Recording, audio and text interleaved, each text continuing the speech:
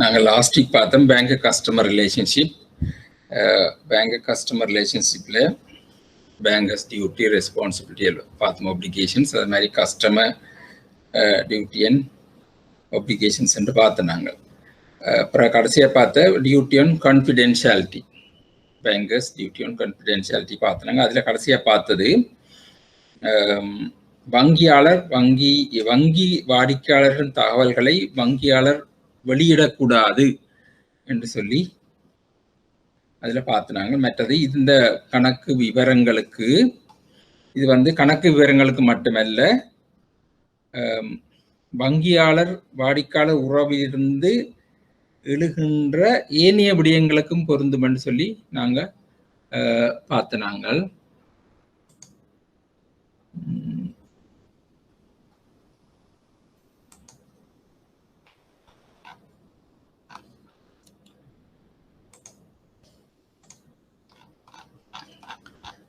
இப்போ அதை பார்ப்போம். போன முறையானில் கண்டினியூஷன் இருக்குது.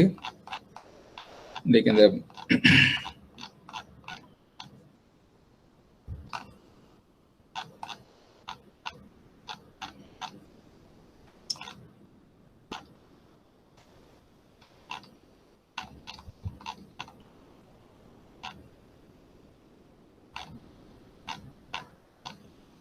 ரைட்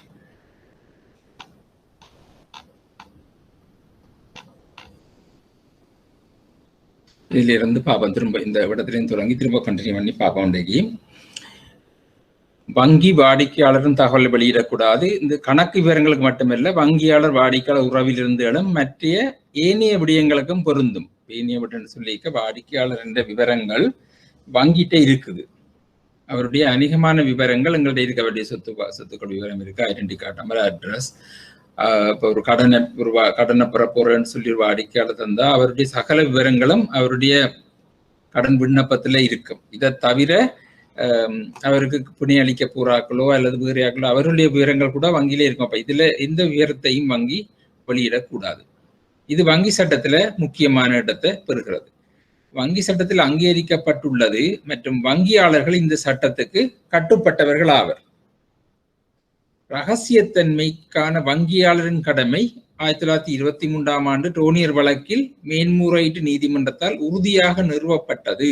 இதை நாங்கள் போன முறை பார்த்துனாங்க. ஆனா என்பது ஒரு முழுமையான கடமை அல்ல. இதுல வந்து இந்த ரகசியத்தன்மை என்பது வங்கியின் முழுமையான கடமை என்றதை இல்லைன்றதுலேயும் ஒரு சில, அதாவது சில விதிவிலக்கள் இருக்கின்றது இந்த டோனியர் வழக்கில் இந்த மேன்முறையீட்டு நீதிமன்றத்தில் நிறுவப்பட்டிருக்குது. அதுல வந்து சொல்லப்பட்ட விடயங்கள் வந்து பின்வரும் விடயங்கள்ல வந்து வங்கிக்கு தகவலை வெளியிட உரிமை இருக்குன்னு சொல்லப்பட்டது. அதாவது வெளிப்படுத்தல் சட்டத்தின் கட்டாயத்தின் கீழ், வெளிப்படுத்தல் சட்டத்தின் கட்டாயத்தின் கீழ் என்று சொல்லி ஒரு விதிவிலக்கு தந்திருக்குது. அதே போல வெளிப்படுத்த வேண்டிய பகிரங்க கடமை என்று இருக்குது. வெளிப்படுத்த வேண்டிய பகிரங்க கடமை வங்கியின் நலன்களுக்கு தேவைப்படுத்தல் ஏற்படும் போது, வங்கியின் நலன்களுக்கு தேவைப்படுத்தல் ஏற்படும் பொழுது வங்கி வெளியிடலாம் என்று சொல்லி இருக்கிறது. அடுத்தது வாடிக்கையாளரின் வெளிப்படையான அல்லது மறைமுகமான ஒப்புதலுடன் வெளிப்படுத்தல் செய்யப்படும். வாடிக்கையாளரின் வெளிப்படையான அல்லது மறைமுகமான ஒப்புதலுடன் வெளிப்படுத்தல் செய்யப்படுதல். இதுல 4லையும் பார்த்தா பை கோர்ட் ஆர்டர், நீதிமன்ற இதுகளுக்குள்ள நீதிமன்ற உத்தரவு வரைக்குள்ள தகவல்கள் கொடுக்க வேண்டி வருகிறது. வெளிப்படுத்த வேண்டிய பகிரங்க கடமை ரிக்வெஸ்ட் ஆண்டது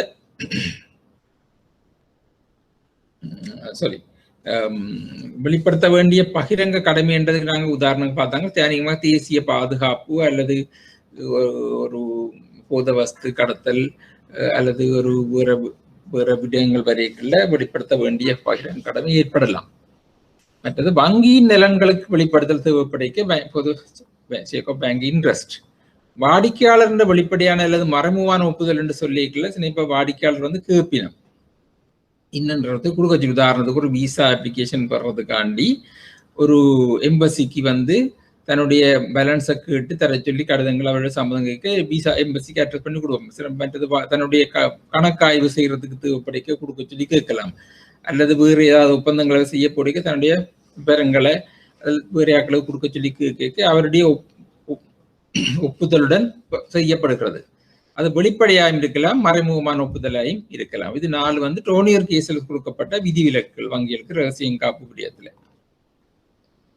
இலங்கையில இருக்கிற பின்னரும் சட்டங்கள்ல பின்னரும் அதிகாரிகளுக்கு இருக்குது. இதுல நீதிமன்ற உத்தரவு ஒன்று, மற்ற சுங்க கட்டளை சட்டத்திலே ஒன்று இருக்கிறது. அடுத்த லஞ்ச ஆணைக்குழுவில இருக்கு. பயங்கரவாத தடுப்பு சட்டத்தின் கீழே இருக்குது. பயங்கரவாத தடுப்பு சட்டம் அதுல ஏஎஸ்பி தரத்திலான, அதாவது உதவி போலீஸ் அத்தியட்சர் தரத்திலான அவர் ஒரு அதிகாரி அந்த விவரம் கேட்கல. அவருடைய சட்டத்தை அவர்களை சும்மா கேட்க மாட்டோம், அந்த பிரிவுகள் எல்லாத்தையும் கோட் பண்ணி அதை கேட்கல கொடுக்க வேண்டி இருக்கும். இதே போல இன்னொன்றும் இருக்குது. இந்த ஸ்டாக் எக்ஸ்சேஞ்ச் கமிஷன் என்ன சொல்றது, பங்குச்சந்தை பங்கு பரிமாற்ற ஆணைக்குள்ள இருக்கு, அவர்களும் கேட்பார்கள். சிலதுகள் கொடுக்க அந்த சட்டங்கள்ல கொடுக்கறதுக்கு உரிமை இருக்கிறது. இதை நாங்கள் பார்க்க வேணும். இருக்கலாமோன்றதை விசாரிச்சுத்தான் வங்கி ஊழியர்கள் தகவலை வெளியிடலாம். இனி பார்ப்போம் நாங்க ரகசியம் காப்பதுல இலங்கையின் சட்ட நிலைமை என்ன மாதிரி என்னண்டா, இது பார்த்துட்டு டோனியர், அதாவது இங்கிலீஷ் கொமன் லோவில் உள்ள ப்ரொவிஷன்ஸை பார்த்து நாங்கள் அந்த 4 எக்ஸெப்ஷன்ஸ் எல்லாம் குடுபட்டு இருக்குது.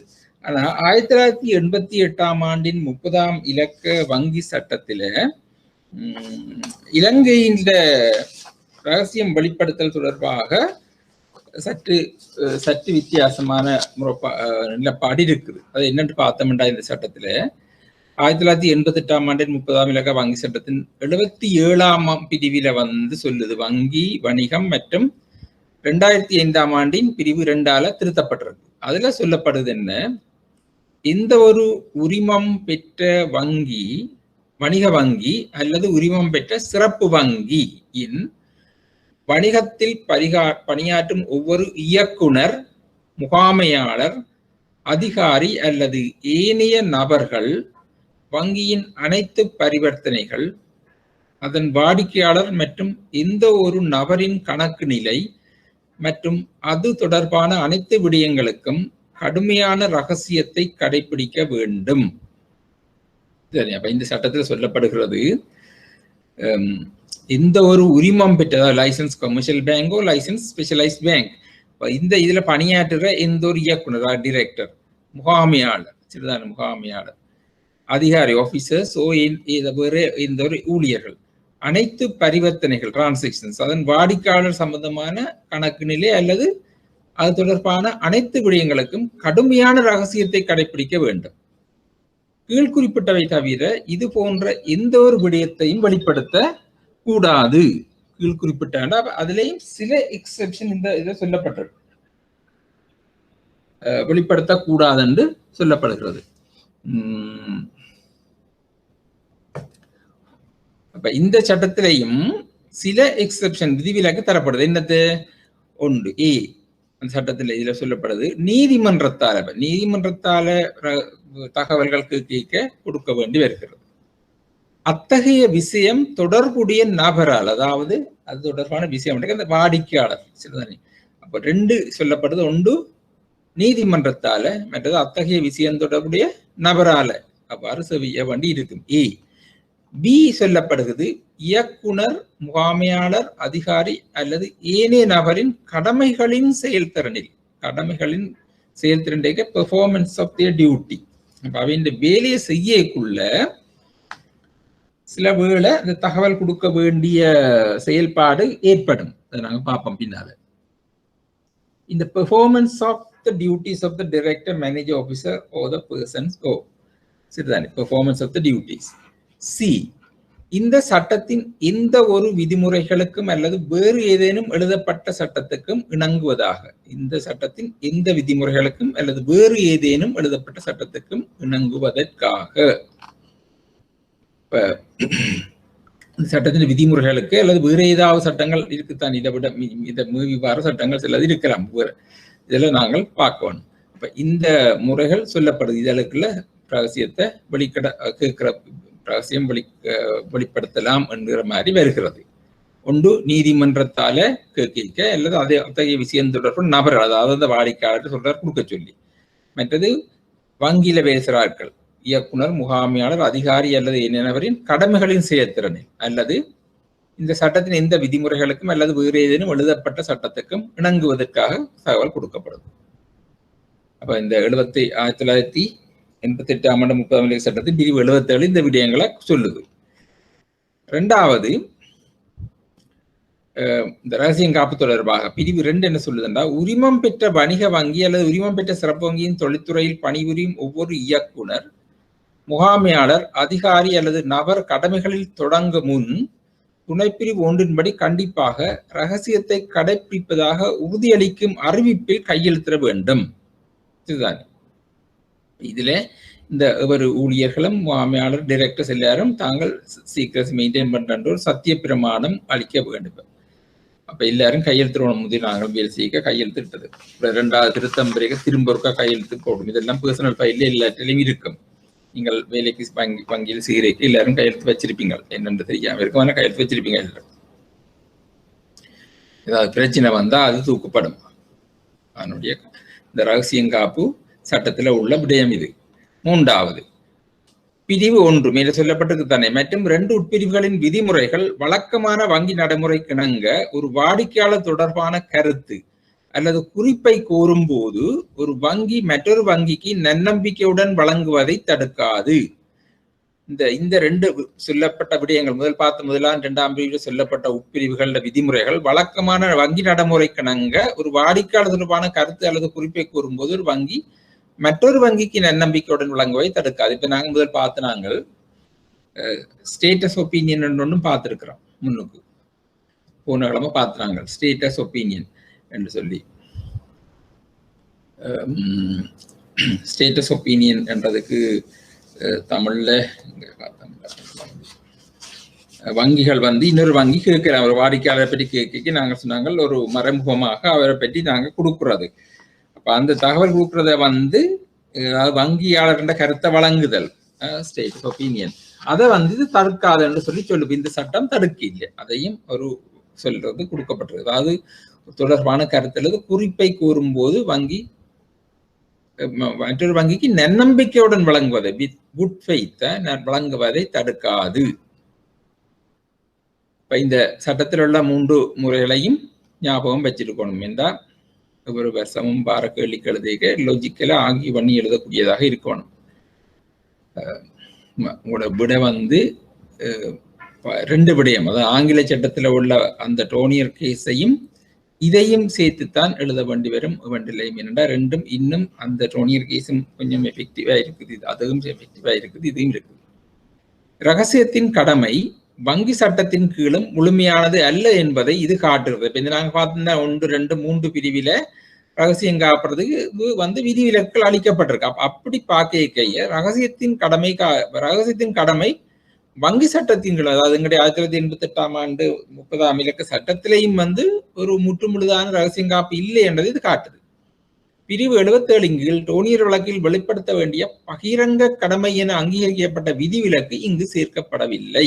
எனவே சட்ட ரீதியான நிலை பொது சட்ட நிலை சற்று வேறுபட்டது. இப்ப பார்த்தா டோனியர் கேஸ சொல்லப்படுது 2 விஷயங்கள். ரிக்வெஸ்ட்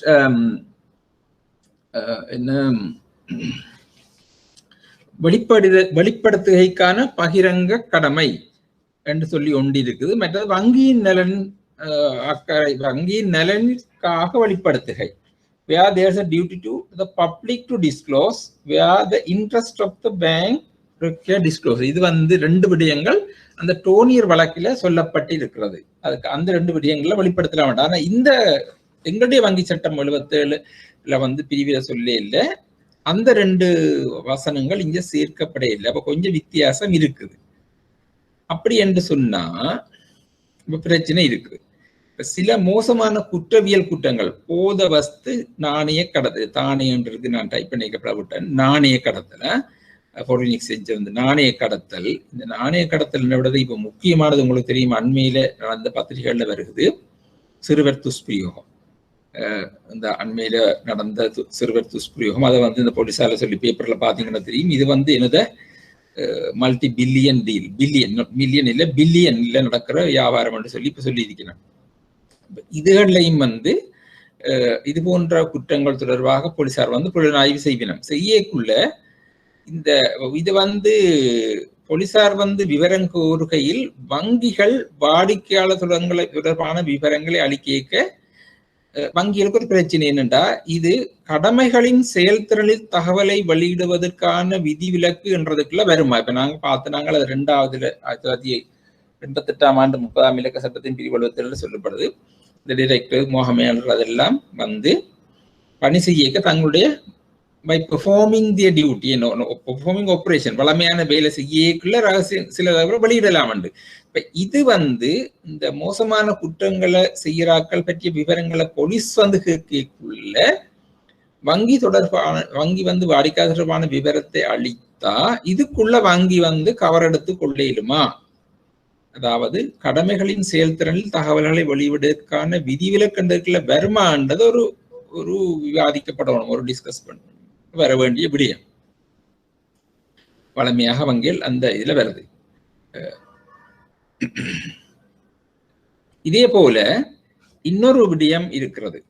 இப்ப அடிக்கடி இந்த பிரச்சனை இருக்குது. இது சிலதுகள் ஸ்பெசிபிக்கலி சொல்லப்பட்டிருக்கு அந்தந்த ஆக்டில். இப்படியான விஷயம் வரைக்குள்ள இதை விட விசேடமான போலீஸோ இன்னும் கேட்குள்ள நீதிமன்ற உத்தரவோட வரைக்கும் பிரச்சனை இல்லை என்று அது கிளியரா வங்கிக்கு அந்த வங்கி சட்டத்துல சொல்லப்பட்டிருக்குது.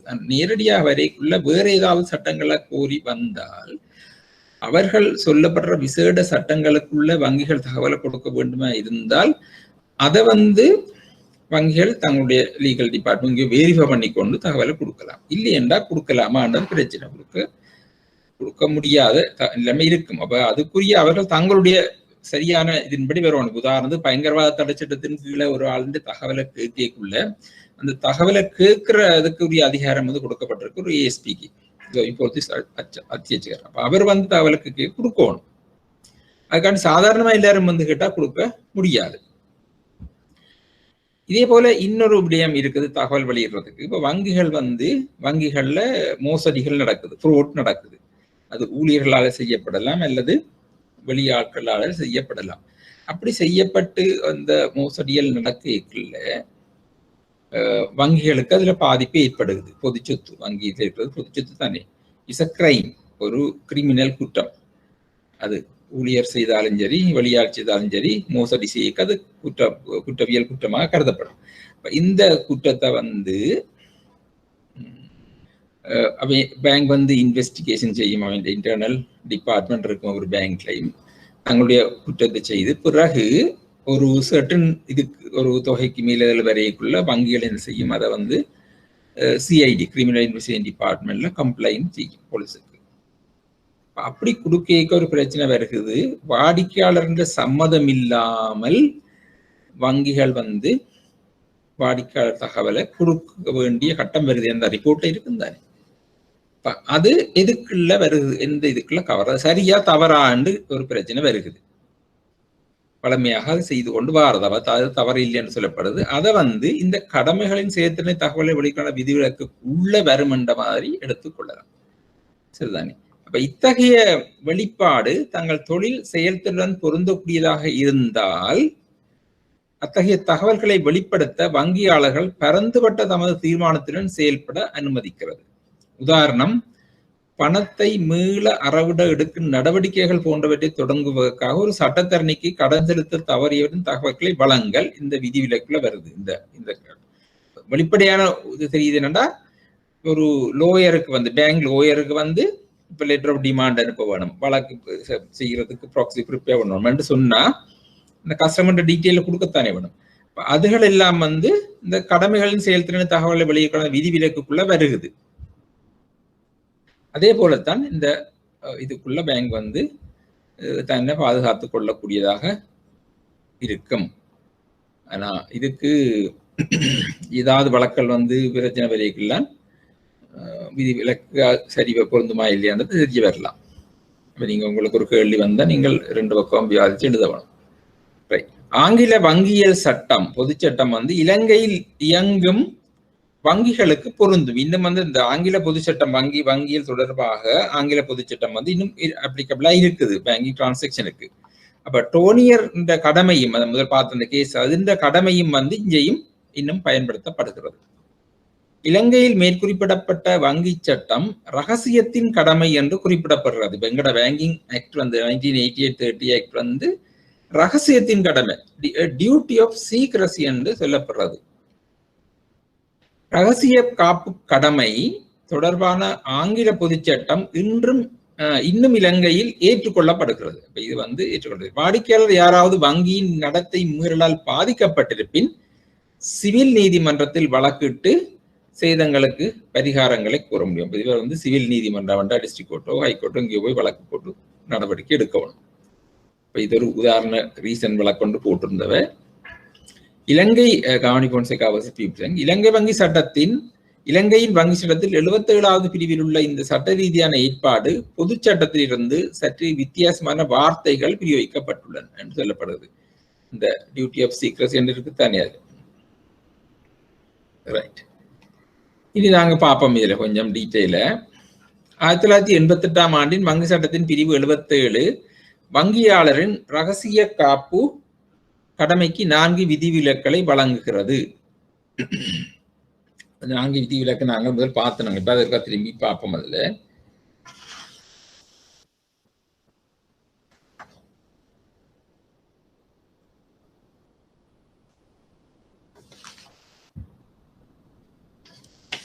நீதிமன்ற உத்தரவின் பேரில் வங்கி செயல்பட வேண்டி இருக்கும் போது, நீதிமன்ற கோர்ட் சொல்றதுக்கு அது கொடுக்க வேணும்.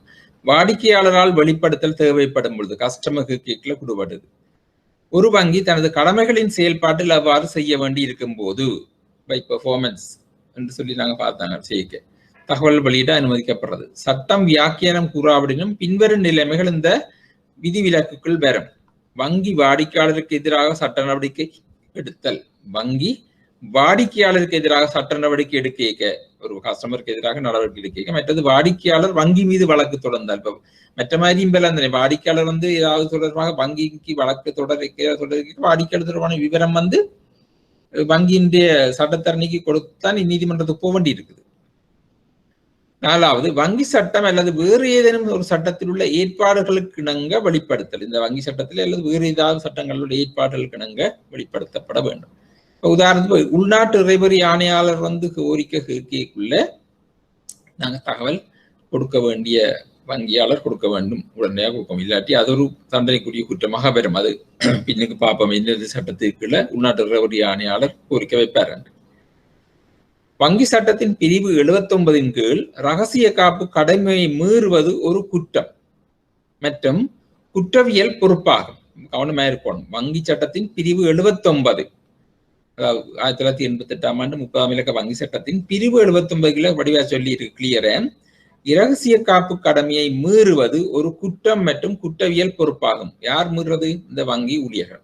ஒரு நீதிமன்றில் ஒரு மஜிஸ்ட்ரேட் கோர்ட்ல குற்றவாளி என தீர்ப்பளிக்கப்பட்டால் ரூபாய் 1 மில்லியன் வரை அபராதம் அல்லது 3 ஆண்டுகள் சிறை தண்டனை அல்லது 2ம் விதிக்கப்படலாம். 1 மில்லியன் அபராதம் அல்லது 3 ஆண்டுகள் சிறை தண்டனை அல்லது 2ம் விதிக்கப்படலாம். 2 விஷயங்களையும் பார்க்க வேணும்.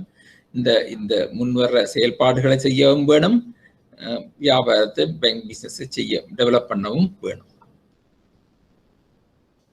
ஓகே,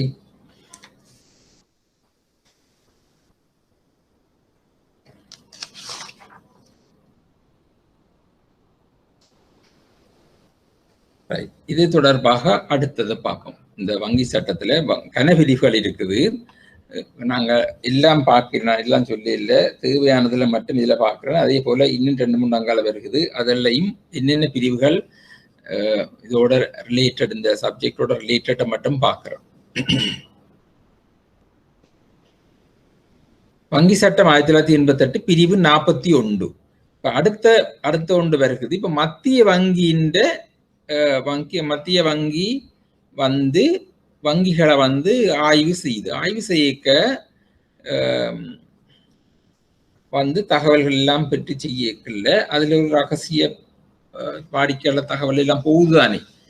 அப்ப அதை வந்து இந்த 38 உள்ள ஏற்பாடு என்னன்னு பார்ப்போம். இந்த வங்கி சட்டத்துல நாணய சபை, அதாவது மானிட்டரி போர்ட், உரிமம் பெற்ற வர்த்தக வங்கி அல்லது அதன் துணை நிறுவனங்கள், சப்சிடரிஸ் தானே பேங்க்கள், இந்த ஒரு license commercial bank or subsidiaries of the bank, இதனையும் பரிசீலனை செய்யும் அதிகாரத்தை கொண்டுள்ளது. அப்போ ஆடிட் பண்றதுக்கு, இன்ஸ்பெக்ஷன் செய்யறதுக்கு அவைக்கு அதிகாரம் வழங்கப்பட்டிருக்குது சரிதானே வங்கி சட்டத்துல. இது இந்த இதுல அவைக்கு ஏற்கனவே அதிகாரம் வழங்கப்பட்டிருக்கு. 1949ஆம் ஆண்டு 58ஆம் சட்டத்துல வழங்கப்பட்டிருக்கு. இப்ப இந்த சட்டம் அதையும் சொல்லுது. இந்த வங்கி சட்டமும் சொல்லுது. பிரிவு 41ல இதை சொல்லப்படுது. என்ன? நாணய சபை உரிமம் பெற்ற வர்த்தக வங்கி அல்லது துணை நிறுவன இதனையும் பரிசீலனை அதிகாரம் கொண்டுள்ளது. ஒன்று, நாணய சபையானது உரிமம் அளிக்கப்பட்ட வணிக வங்கி அல்லது அதன் துணை நிறுவனங்கள் இதனையும் அவ்வப்போது ஆய்வு செய்யும். அப்ப அநேகமாக ஒவ்வொரு வருடமும் மத்திய வங்கியின் நாணய சபை வங்கிகளை ஆடிட் பண்ணும். அப்படி செய்யக்க உரிமம் பெற்ற வணிக வங்கியானது ஒரு நல்ல நிதிநிலையில் உள்ளதா மற்றும் உரிமம் பெற்ற வணிக வங்கியினால் வணிக நடவடிக்கைகளை செயல்படுத்துகிறதா என்பதை ஆய்வு செய்வதற்காக அத்தகைய பரிசோதனையானது அவசியமானதா அல்லது விரைவாக உள்ளதா என்பதை சோதிப்பதற்கு சபைக்கு தேவையானதாக அல்லது விரைவாக தோன்றினால் அவ்வப்பொழுது அதன் ஏற்பாடுகளுக்கு அமைய அத்தகைய பரிசோதனையானது உரிய முறையில் அதிகாரமளிக்கப்பட்ட அலுவலரால் செய்யப்படும். உரிய முறையில் அதிகாரமளிக்கப்பட்ட, அதாவது இந்த பேங்க்ஸ் சரியா செயல்படுகுதா, நல்ல பினான்சியல் கண்டிஷன்ல இருக்குதா, என்னடா வங்கிகள் பொதுமக்களுடைய பணத்தை ஏற்பட்டு தானே செயல்படுகுது. அப்ப நல்ல நிலையில ஸ்ட்ரென்த்தா இருக்க வேணும் பேங்க். அப்ப லிக்விடிட்டி பொசிஷன் நல்லா இருக்கோ எல்லாம் பார்த்து ஸ்டேபிளா இருக்குன்றதுக்கு ஆய்வு செய்யறதுக்கு நடுகளும் இருக்குது. அதை விட இந்த பரிசோதனை செய்யறது அவசியமானதையும் மானிட்டரி போர்டு தீர்மானிக்கும். அது மற்றது விரைவாக செய்ய வேணுமான்றதை சபைக்கு தேவையா இருக்குதா உடனே தேவையான்றதை தீர்மானிச்சு அது ஒத்தரைஸ் பண்ற ஆபீசர்ஸ் ஆடிட் பண்ணுவினம். உரிய முறையில் அதிகாரம் அளிக்கப்பட்ட அலுவலரால் நாணய சபையால் அதிகாரமளிக்கப்பட்டார்கள் ஆடிட் பண்ணுவினம். பிரிவு 2 அதாவது நாங்க பாக்குறோம் 41 பிரிவு. இந்த வங்கி சட்டம் 30ல பிரிவு 41 தான் இந்த 1-2 வருது. உட்பிரிவில் குறைத்திருக்கப்பட்ட அத்தகைய உரிமம் பெற்ற வணிக வங்கி மற்றும் அத்தகைய உரிமம் பெற்ற வணிக வங்கியின் ஏதேனும் துணை நிறுவனம் சப்சிடரி நாணய சபையினால் அதிகாரமளிக்கப்பட்ட அலுவலருக்கு அனைத்து புத்தகங்கள் புக்ஸ் ஆஃப் ரெக்கார்ட்ஸ், தீர்மான குறிப்புகள் என்ற ரெசல்யூஷன்ஸ் சரிதானே, போர்ட் ரெசல்யூஷன்ஸ் எல்லாம் இருக்கும். கணக்குகள் அக்கவுண்ட்ஸ், பணம் கேஷ், பிணையங்கள் செக்யூரிட்டிஸ், வவுச்சர்ஸ் மற்றும் அதன் வியாபாரம் தொடர்பான ஏனைய ஆவணங்கள் மற்றும் பதிவேடுகள் ரெக்கார்ட்ஸ் ஆகியவற்றை எந்த நேரத்திலும் ஆய்வு செய்ய அனுமதிக்க வேண்டும் மற்றும் அத்தகைய அலுவலரால் கூறப்படும் அத்தகைய அலுவல்கள் தொடர்பான அத்தகைய தகவல்களை சமர்ப்பிக்க வேண்டும். இது சட்டத்தில் சொல்லப்பட்டிருக்கு. திரும்ப பார்த்துக்கொள்ளுங்க. என்னண்டா அவ கேட்க ரிஜெக்ட் பண்ணக்கூடாது. இப்ப இதுல வரவங்களுக்கு எக்ஸாமுக்கு வர்ற கேள்வி ஒரு பக்கம் நாலேஜும் தெரிய வேணும். ஆடிட் பேங்க்ல இருக்கிறாக்களுக்கு ஏதாவது பிள்ளையாச்சுன்னா துளைஞ்சுது, கொடுக்காமட்டா அவை எழுத்துல போட்டா போச்சு பிரச்சனை. அப்ப இதுல நாணய சபையினால் அளிக்கப்பட்ட அலுவலருக்கு அனைத்து புத்தகங்கள், தீர்மான குறிப்புகள், கணக்குகள், பணம், பிணையங்கள், வவுச்சர், இப்ப கேஷ் செக் பண்ண போறோம்னா விட வேணும். பிணையங்கள், வவுச்சர்கள், வியாபாரம் தொடர்பான ஏனைய ஆவணங்கள் மற்றும் பதிவேடுகள் ஆகியவற்றை எந்த நேரத்திலும் ஆய்வு செய்ய அனுமதிக்க வேண்டும் மற்றும் அத்தகைய அலுவலரால் கூறப்படும் அத்தகைய அலுவல் தொடர்பான தகவல்களை சமர்ப்பிக்க வேண்டும். We have to provide the information. Number 3, ஏதேனும் புத்தகங்கள், தீர்மான குறிப்புகள், கணக்குகள், பணம், பிணையங்கள், வவுச்சர்கள், பிற ஆவணங்கள் அதர் டாக்குமெண்ட்ஸ் மற்றும் பதிவேடுகள் அல்லது உட்பிரிவு 2 ஏற்பாடுகளுக்கு இணங்க சமர்ப்பிக்கப்படாத தகவல்கள் அல்லது ஏதேனும் தகவல் அல்லது பொருள், ஏதேனும் குறிப்பிட்ட பொருளில் வழங்கப்பட்ட தகவல் அல்லது பொருள் ஏதேனும் தவறானதாக இருந்தால், அதாவது கொடுபடுற இன்ஃபர்மேஷன் பிழையானதாக இருந்தால், தவறும் உரிமம் பெற்ற வணிக வங்கி அல்லது துணை நிறுவனம் அல்லது இரண்டும் இந்த சட்டத்தின் கீழ் ஒரு குற்றத்துக்கு குற்றவாளியாக கருதப்படும். அவை கேட்கல அந்த கொடுபடுற கேட்கிற புத்தகங்கள், கேட்கிற போர்டு அப்ரூவல் ரெசல்யூஷன்ஸ் இருக்கும், பணத்தை செக் பண்ணணும், இதில் ஏதாவது பிரச்சனை, வவுச்சர்ஸ் இதெல்லாம் கொடுக்குறோம். கேட்கிற இன்ஃபர்மேஷனை சரியான இன்ஃபர்மேஷன் கொடுக்காம பிள்ளையான இன்ஃபர்மேஷன் கொடுத்து இதுகள்ல ஏதாவது பிழைகள் இருந்தால் அந்த லைசன்ஸ் பேங்க் அல்லது லைசன்ஸ் பேங்கின் சப்சிடரி அல்லது ரெண்டுமே என்றால் லைசன்ஸ் பேங்குக்கு கீழே தான் அதிண்ட துணை நிறுவனம் இருக்குது. அப்ப சில நேரம் ரெண்டுமே இந்த சட்டத்துக்கு கீழே குற்றவாளியாக கருதப்படும். அடுத்தது அப்ப இது ஏன்னு சொல்லி இருக்கண்டா, இது ஒரு கேள்வி வந்திருந்தபடியே நான் உங்களுக்கு கேட்டது. பிரிவு 41 வங்கி சட்டத்துல இந்த நாணய சபை அந்த அதிகாரம் எப்படி இருக்குதுன்னு சொல்லி இந்த வங்கி சட்டத்துல கொடுக்கப்பட்ட அதிகாரம் என்னன்னு கேட்டிருந்தது. இதைத்தான் பார்க்க வேண்டும். ரைட், அடுத்தது பார்ப்போம். வங்கி அறிக்கைகளின் சட்ட நிலைமை. இப்ப நாங்க பார்த்தோம் statements, legal position of bank statements. Bank statements வெறுமன பேப்பரை ஸ்டேட்மெண்ட்டை மடிச்சு அனுப்பிவிட்டா பிரச்சனை முடிஞ்சதுன்னு சொல்ல முடியாது. பேங்க் ஸ்டேட்மெண்ட்ஸ்ல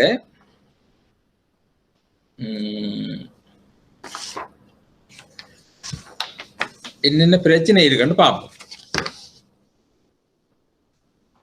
வங்கி நடைமுறையில் வங்கிகள் வாடிக்கையாளர்களுக்கு மாதாந்திர, வாராந்திர, தினசரி, காலாண்டு அல்லது வாடிக்கையாளருக்கு தேவையான வேறு எந்த கால இடைவெளியில் வங்கிகளின் அறிக்கையை வழங்குகின்றன. அது தெரியும். பேங்க் ஸ்டேட்மெண்ட் வங்கிகள் அனுப்புது. இது மந்த்லி ஸ்டேட்மெண்ட் அல்லது வீக்லி, டெய்லி, ஓ குவார்ட்லி, ஓ அவற்றை ரிக்வெஸ்ட். இப்போ கம்ப்யூட்டர் சிஸ்டத்துல இருக்கிற அதுக்கேற்ற மாதிரி டிஃபைன் பண்ணி அந்தந்த ஃப்ரீக்வன்சியில அனுப்பிடும். அனைத்து வங்கி தற்போது அனைத்துங்களும் வாடிக்கையாளர் கணக்குகளை கணனி அமைப்பில் பராமரிக்கின்றன. மேலும் வாடிக்கையாளர் கோரிக்கையின்படி இவை மின்னணு ஊடகங்களால் அனுப்பப்படாத இமெயில்ல அனுப்பலாம். வாடிக்கையாளர் என்ற கோரிக்கை வரைக்கும் மின்னணு அனுப்ப சொன்னா அனுப்பலாம். இதுக்கு எழுத்துல கேட்டாலும் கொடுக்கலாம், எழுத்து இல்லாமலும் கேட்டா அனுப்பலாம். அதாவது மின்னஞ்சல்கள். மேலும் வாடிக்கையாளர்களுக்கு இணைய வங்கி மூலம் தங்கள் பரிவர்த்தனை காணும் வசதி இப்போது இருக்கிறது. இப்ப இன்டர்நெட் பேங்கிங்கும் இருக்குது. பேங்குகள் தங்களுடைய பாதுகாப்புக்கு வாடிக்கையாளர்கிட்ட எழுத்து மூல ஒப்புதல்களை பெற்றுக்கொண்டு வழங்குது. என்ன பின்னுக்கு வர பிரச்சனைகளை செய்யறதுக்கு சட்டத்தில் சொல்லப்படுது. இந்த எலக்ட்ரானிக் பேங்கிங் ஆக்ட் நீங்க பின்னுக்கு படிக்க தெரியும். அவர்கள் கேட்டா கொடுக்க வேணும் என்று இருக்குது. எந்த வகையிலையும் வழங்கலாம், அது செல்லுபடியாகும் என்று. சேமிப்பு கணக்குகளை பொறுத்தவரை கணக்கின் பற்று கடன் பரிவர்த்தனைகளை பதிவு செய்ய வங்கி பணக்கையேடு வழங்குகிறது. பணக்கையேடு பாஸ்புக் கொண்டு கொடுக்குது. சேவிங்ஸ் அக்கௌண்ட்டை பொறுத்தவரையில അതിന്റെ ട്രാൻസാക്ഷൻ ഡെബിറ്റ് ക്രെഡിറ്റ് அந்த டிபாசிட்ஸ் மற்றது வித்ட்ரால்ஸ் டிரான்சாக்ஷன் பதிவு பாஸ்புக் கொடுக்கிறது. தொழில்நுட்பத்தின் வளர்ச்சியுடன் புதிய சேமிப்பு கணக்கு திட்டங்கள் வங்கிகளால் அறிமுகப்படுத்தப்படுகின்றன. இப்ப இந்த ஸ்மார்ட் சேவிங்ஸ் அதெல்லாம் இருக்குத்தானே. இவற்றுக்கு பணக்கையேடு வழங்கப்படுவதில்லை.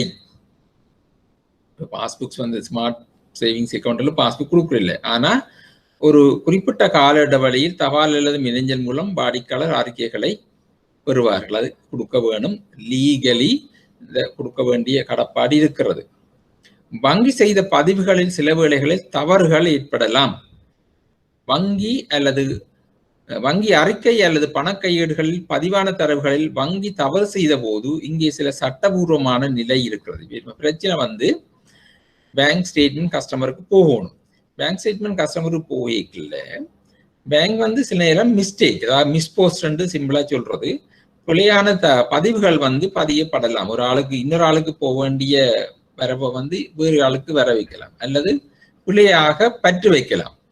அதுகள் வைக்க பிரச்சனைகள் இருக்கிறது. அந்த பிரச்சனைகள் சாதாரண ஒரு பிரச்சனை இல்லாமல் சட்டபூர்வமான நிலை இருக்குது. அதுக்கு என்னென்றால் பார்ப்போம். அதுல 2-3 பிரச்சனை இருக்குது. முதலாவது, வங்கி தவறு செய்திருந்தால் அதை வங்கி சரி செய்ய முடியுமா? முதலாவது கேள்வி.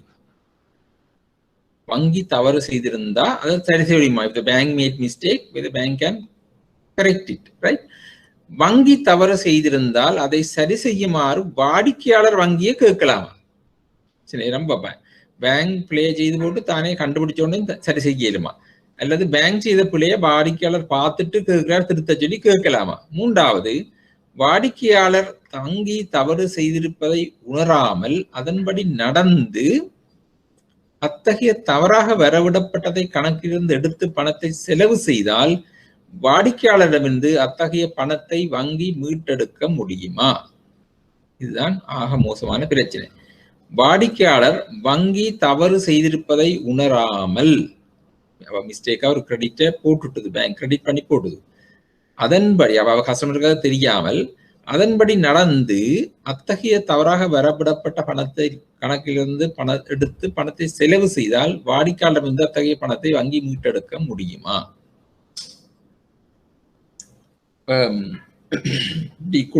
விட்ரோ பிள்ளையாக கிரெடிட் பண்ண அமௌண்ட்டை கஸ்டமர் விட்ரோ பண்ணி செய்துட்டா கஸ்டமர் ஜெனிவினா நினைக்கிறார் தனக்கு வர வேண்டிய காசு தான் உண்டு.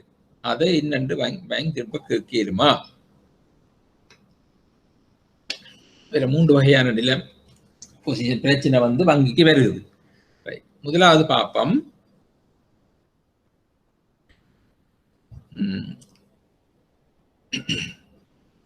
ஒரு சட்டப்படி ஒரு நிலைமை என்னென்றா லீகல் பாயிண்ட் வந்து இன்று நிலவும் சட்டப்படி வங்கி அறிக்கைகளை படித்து பார்க்க வேண்டும் என்ற எந்த ஒரு சட்டபூர்வமான கடமையும் வாடிக்கையாளருக்கு இல்லை.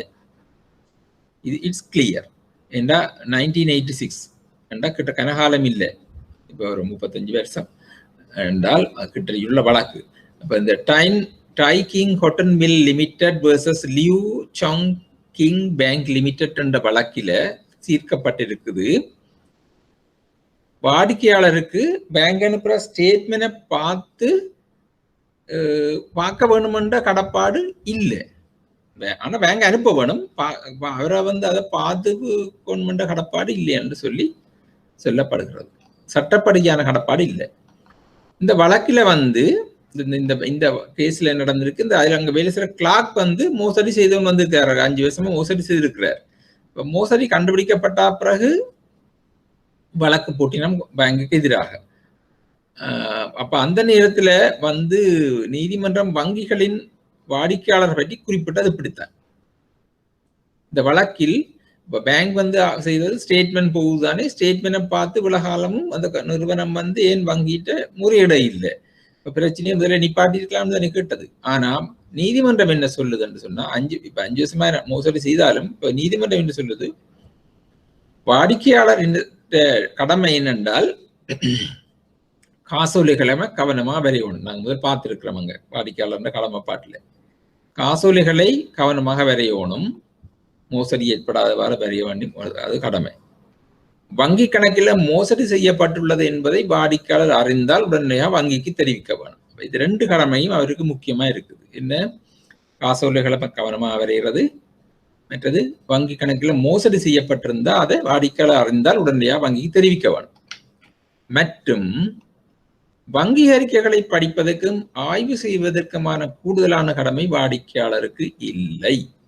அப்ப இந்த வழக்கிலேயே சொல்லப்பட்டுடுது, வங்கி அறிக்கைகளை படிப்பதற்கும் ஆய்வு செய்வதற்குமான, அதாவது ஆடிட் பண்ணவோ அல்லது அதை வந்து ரிவ்யூ பண்ணி பார்க்கறதுக்கோ உள்ள ஒரு அடிஷனல் டியூட்டி கஸ்டமருக்கு இல்லை என்று சொல்லி இந்த வழக்கில் சொல்லப்பட்டிருக்கு. இதுல இந்த Tai King cotton mill limited versus Liu Chong King bank limited. சரிதானே? அப்ப இந்த கேள்வி வந்தா நீங்க எழுதக்கூடிய இருக்கணும். ரைட், அடுத்தது பார்ப்போம். வங்கி அறிக்கைகள் உள்ள பதிவுகள் பொதுவாக வங்கியை கட்டுப்படுத்துகின்றன. இப்படி சொன்னாலும் இந்த பேங்க் ஸ்டேட்மெண்ட்ல உள்ள என்ட்ரிஸ் பதிவுகள் வந்து பேங்கை வந்து கட்டுப்படுத்துது, இஸ் கண்ட்ரோலிங். ஒரு பொதுவான விதியாக ஒரு வாடிக்கையாளரின் அறிக்கை அல்லது கையேட்டு புத்தகத்தில் பாஸ்புக்க ஒரு வங்கியாளரின் பதிவுகள் சரி செய்தலுக்கு உட்பட்டிருந்தாலும், கரெக்ஷன்ஸ் செய்திருந்தாலும், வாடிக்கையாளர் மற்றும் வாடிக்கையாளரின் வரவுக்கான நிலைப்பாட்டில் வங்கிக்கு எதிரான முதன்மை ஆதாரங்கள் அவரது பக்கம் மோசடி அல்லது கவலையினமில்லா நிலையில் அத்தகைய பதிவுகளை நம்புவதற்கு உரிமை உண்டு. சரிதானே? இதுல என்னண்டா, பொது விதியாக வாடிக்கையாளரின் அறிக்கை அல்லது கையேட்டு புத்தகத்தில் ஒரு வங்கியாளரின் பதிவுகள், பேங்கர்ஸ் என்ட்ரி சரி செய்தலுக்கு உட்பட்டிருந்தாலும், கரெக்ஷன் செய்யப்பட்டிருந்தாலும், வாடிக்கையாளர் மற்றும் வாடிக்கையாளரின் வரவுகளுக்கான நிலைப்பாட்டில், வாடிக்கையாளர் மற்றும் வாடிக்கையாளர் நிலைப்பாட்டில் வங்கிக்கு எதிரான முதன்மை ஆதாரங்கள் அவரது பக்கம் மோசடி அல்லது கவலையினம் இல்லாத நிலை, அதாவது கஸ்டமர் நெக்லிஜென்டா இல்லாம இருக்க அத்தகைய பதிவுகளை நம்புவதற்கு உரிமை இருக்குன்னு சொல்லப்படுது. கஸ்டமர் ஆகிய பண்ணலாம் தண்டன்னு சொல்லி, எனக்கு வர வேண்டியன்னு சொல்லலாம். தவறாக வாடிக்கையாளர் கணக்கில் அதிக வரவு வைத்தல். ஒரு வாடிக்கையாளர் கணக்கு தவறாக அதிக வரவு வைக்கப்பட்டிருந்தாலும் அதன் சரியான தன்மையை நேர்மையாக நம்புவது மற்றும் அத்தகைய வரவை நம்பி அவரது நிலையை மாற்றினால் வாடிக்கையாளருக்கு நஷ்டம் ஏற்படுவதற்கு வங்கி தனது தவறை சரி செய்வதிலிருந்து தடுக்கப்படுகிறது. இது ஒரு முக்கியமான வழக்கு. இந்த வழக்கு லோயிட்ஸ் பேங்க் லிமிடெட் வெர்சஸ் குரூப் 1950ஆம் ஆண்டு வழக்கு. இன்னும் எஃபெக்டிவான வழக்கு. இந்த உதாரணத்துக்கு எடுத்துக்கொள்ளப்படுற வழக்கு. ஒரு வாடிக்கையாளர் கணக்கு தவறாக அதிக வரவு வைக்கப்பட்டிருந்தாலும் அதன் சரியான தன்மையை நேர்மையாக நம்புவது மற்றும் அத்தகைய வரவை நம்பி அவரது நிலையை, அதாவது இந்த கஸ்டமர் தண்டு இந்த பணத்தை நம்பி தன் ஸ்டேட்டஸை மாற்றினால் வாடிக்கையாளருக்கு நஷ்டம் ஏற்படுவதற்கு வங்கி தனது தவறை சரி செய்வது தடுக்கப்படுகிறது. இந்த லோயிட்ஸ் பேங்க் வெர்சஸ் குரூப்ல இப்ப இந்த கேஸ்ல கஸ்டமருக்கு 1108 ஸ்டெர்லிங் பவுண்ட்ஸ் ஒரு நீண்ட காலமாக அவருக்கு அவருடைய கணக்கில் வரவு வைக்கப்பட்டு கொண்டு வருகிறது. அதாவது வங்கியினுடைய இன்வெஸ்ட்மெண்ட் டிபார்ட்மெண்ட்ல இருந்து வருகிறது. இன்வெஸ்ட்மெண்ட் டிபார்ட்மெண்ட்ல முதலீட்டு திணைக்களத்துல இருந்து வந்து கொண்டிருக்கு வங்கியின். அப்ப கஸ்டமர் நம்புறா அவர் ஒரு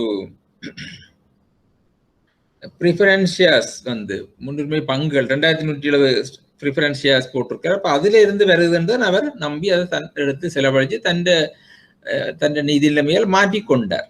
இப்ப அதுக்கு பிறகு வழக்கு போட்டு வாங்கி பிள்ளையாக வரவிட்டதுன்னு சொல்லி போனால் வழக்கு நடந்தது. வழக்கில நீதிமன்றம் தீர்ப்பளிச்சது இல்லை, அது வங்கி வாடிக்கையாளருக்கு இருந்து நிதியை வங்கி அறவிட முடியாது என்ற கஸ்டமரும் சொல்ற நியாயம் சரியாக இருக்கிறது. என்ற அவர் தன்னுடைய ப்ரிஃபரன்ஸ் ஷேர்ல இருந்து வருவதாக தான் நம்பி செலவழித்தபடியால் தன்னால திருப்பி இது தர முடியாதுன்னு சொல்லி இப்ப இந்த வழக்கு நீங்க நோட் பண்ணி கொண்டாலும் சரி என்ற இது கேக்குள்ள இந்த வழக்கு கேஸ் க்ளோஸ் போட வேணும்.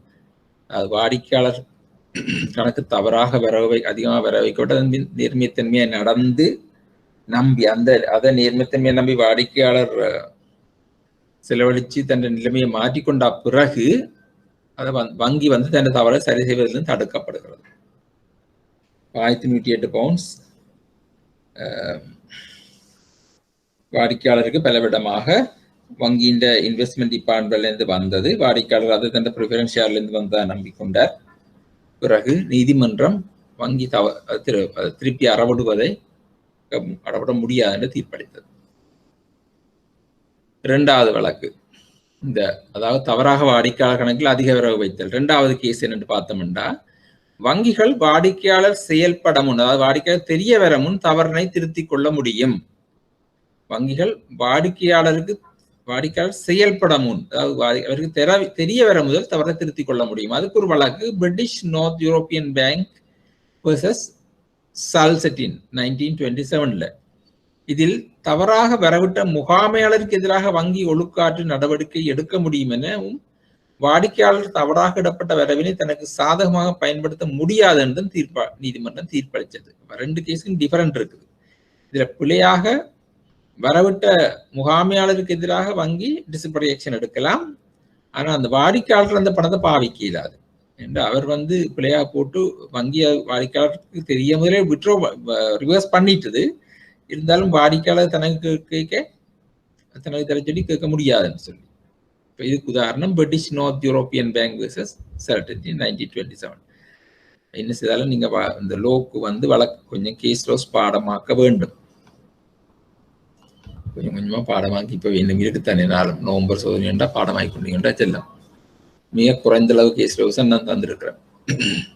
இந்த இப்ப நான் உங்களுக்கு போன முறை சொன்னான். இப்ப முழுக்க சும்மா என்ன டியூட்டி அப்படின்னு கேட்கறது இப்ப குறைவா கிடக்கு. பார்த்தா பாஸ் பேப்பர்ல உண்டை கேட்டு அதுக்கு உதாரணம் கூட சொல்லிச்சுன்னா கேஸ் க்ளோஸ் கொடுக்கணும்.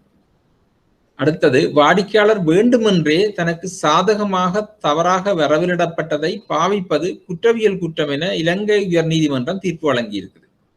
வாடிக்கையாளர் வேண்டுமென்றே தனக்கு சாதகமாக தவறாக வரவிடப்பட்டதை பாவிப்பது குற்றவியல் குற்றம் என இலங்கை உயர் நீதிமன்றம் தீர்ப்பு வழங்கியுள்ளது.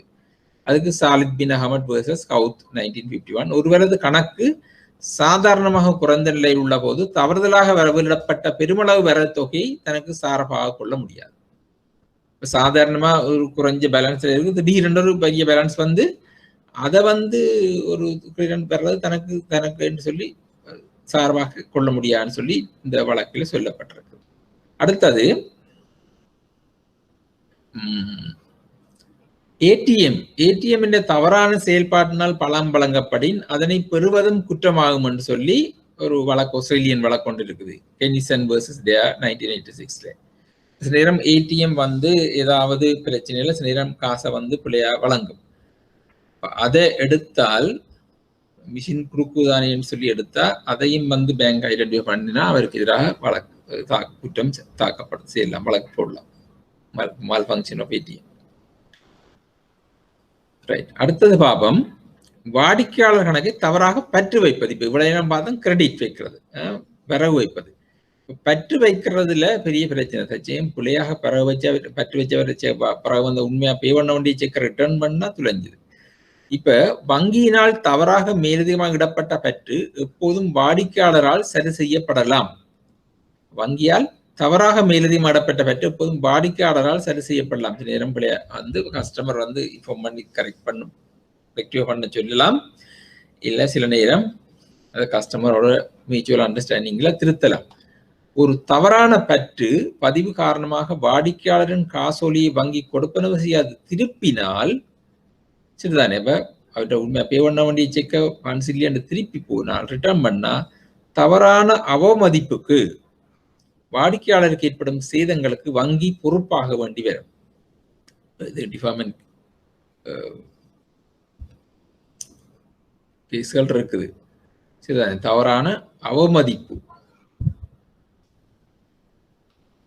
Holland versus Manchester and Liverpool District Banking Company Limited 1909 1909 ஆண்டு கேஸ் உண்டு இருக்குது. ரீசன்ட் கேசஸ் இருக்கும், ஆனால் ஒன்று புக்கில் போடாபடி அதில் வரை இல்லை.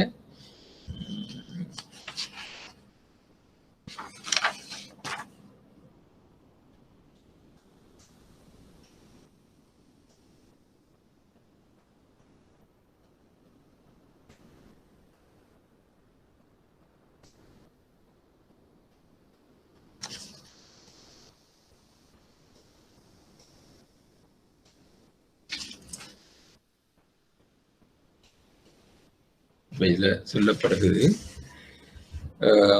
the bank will be liable for damages to customer for a wrongful dishonor.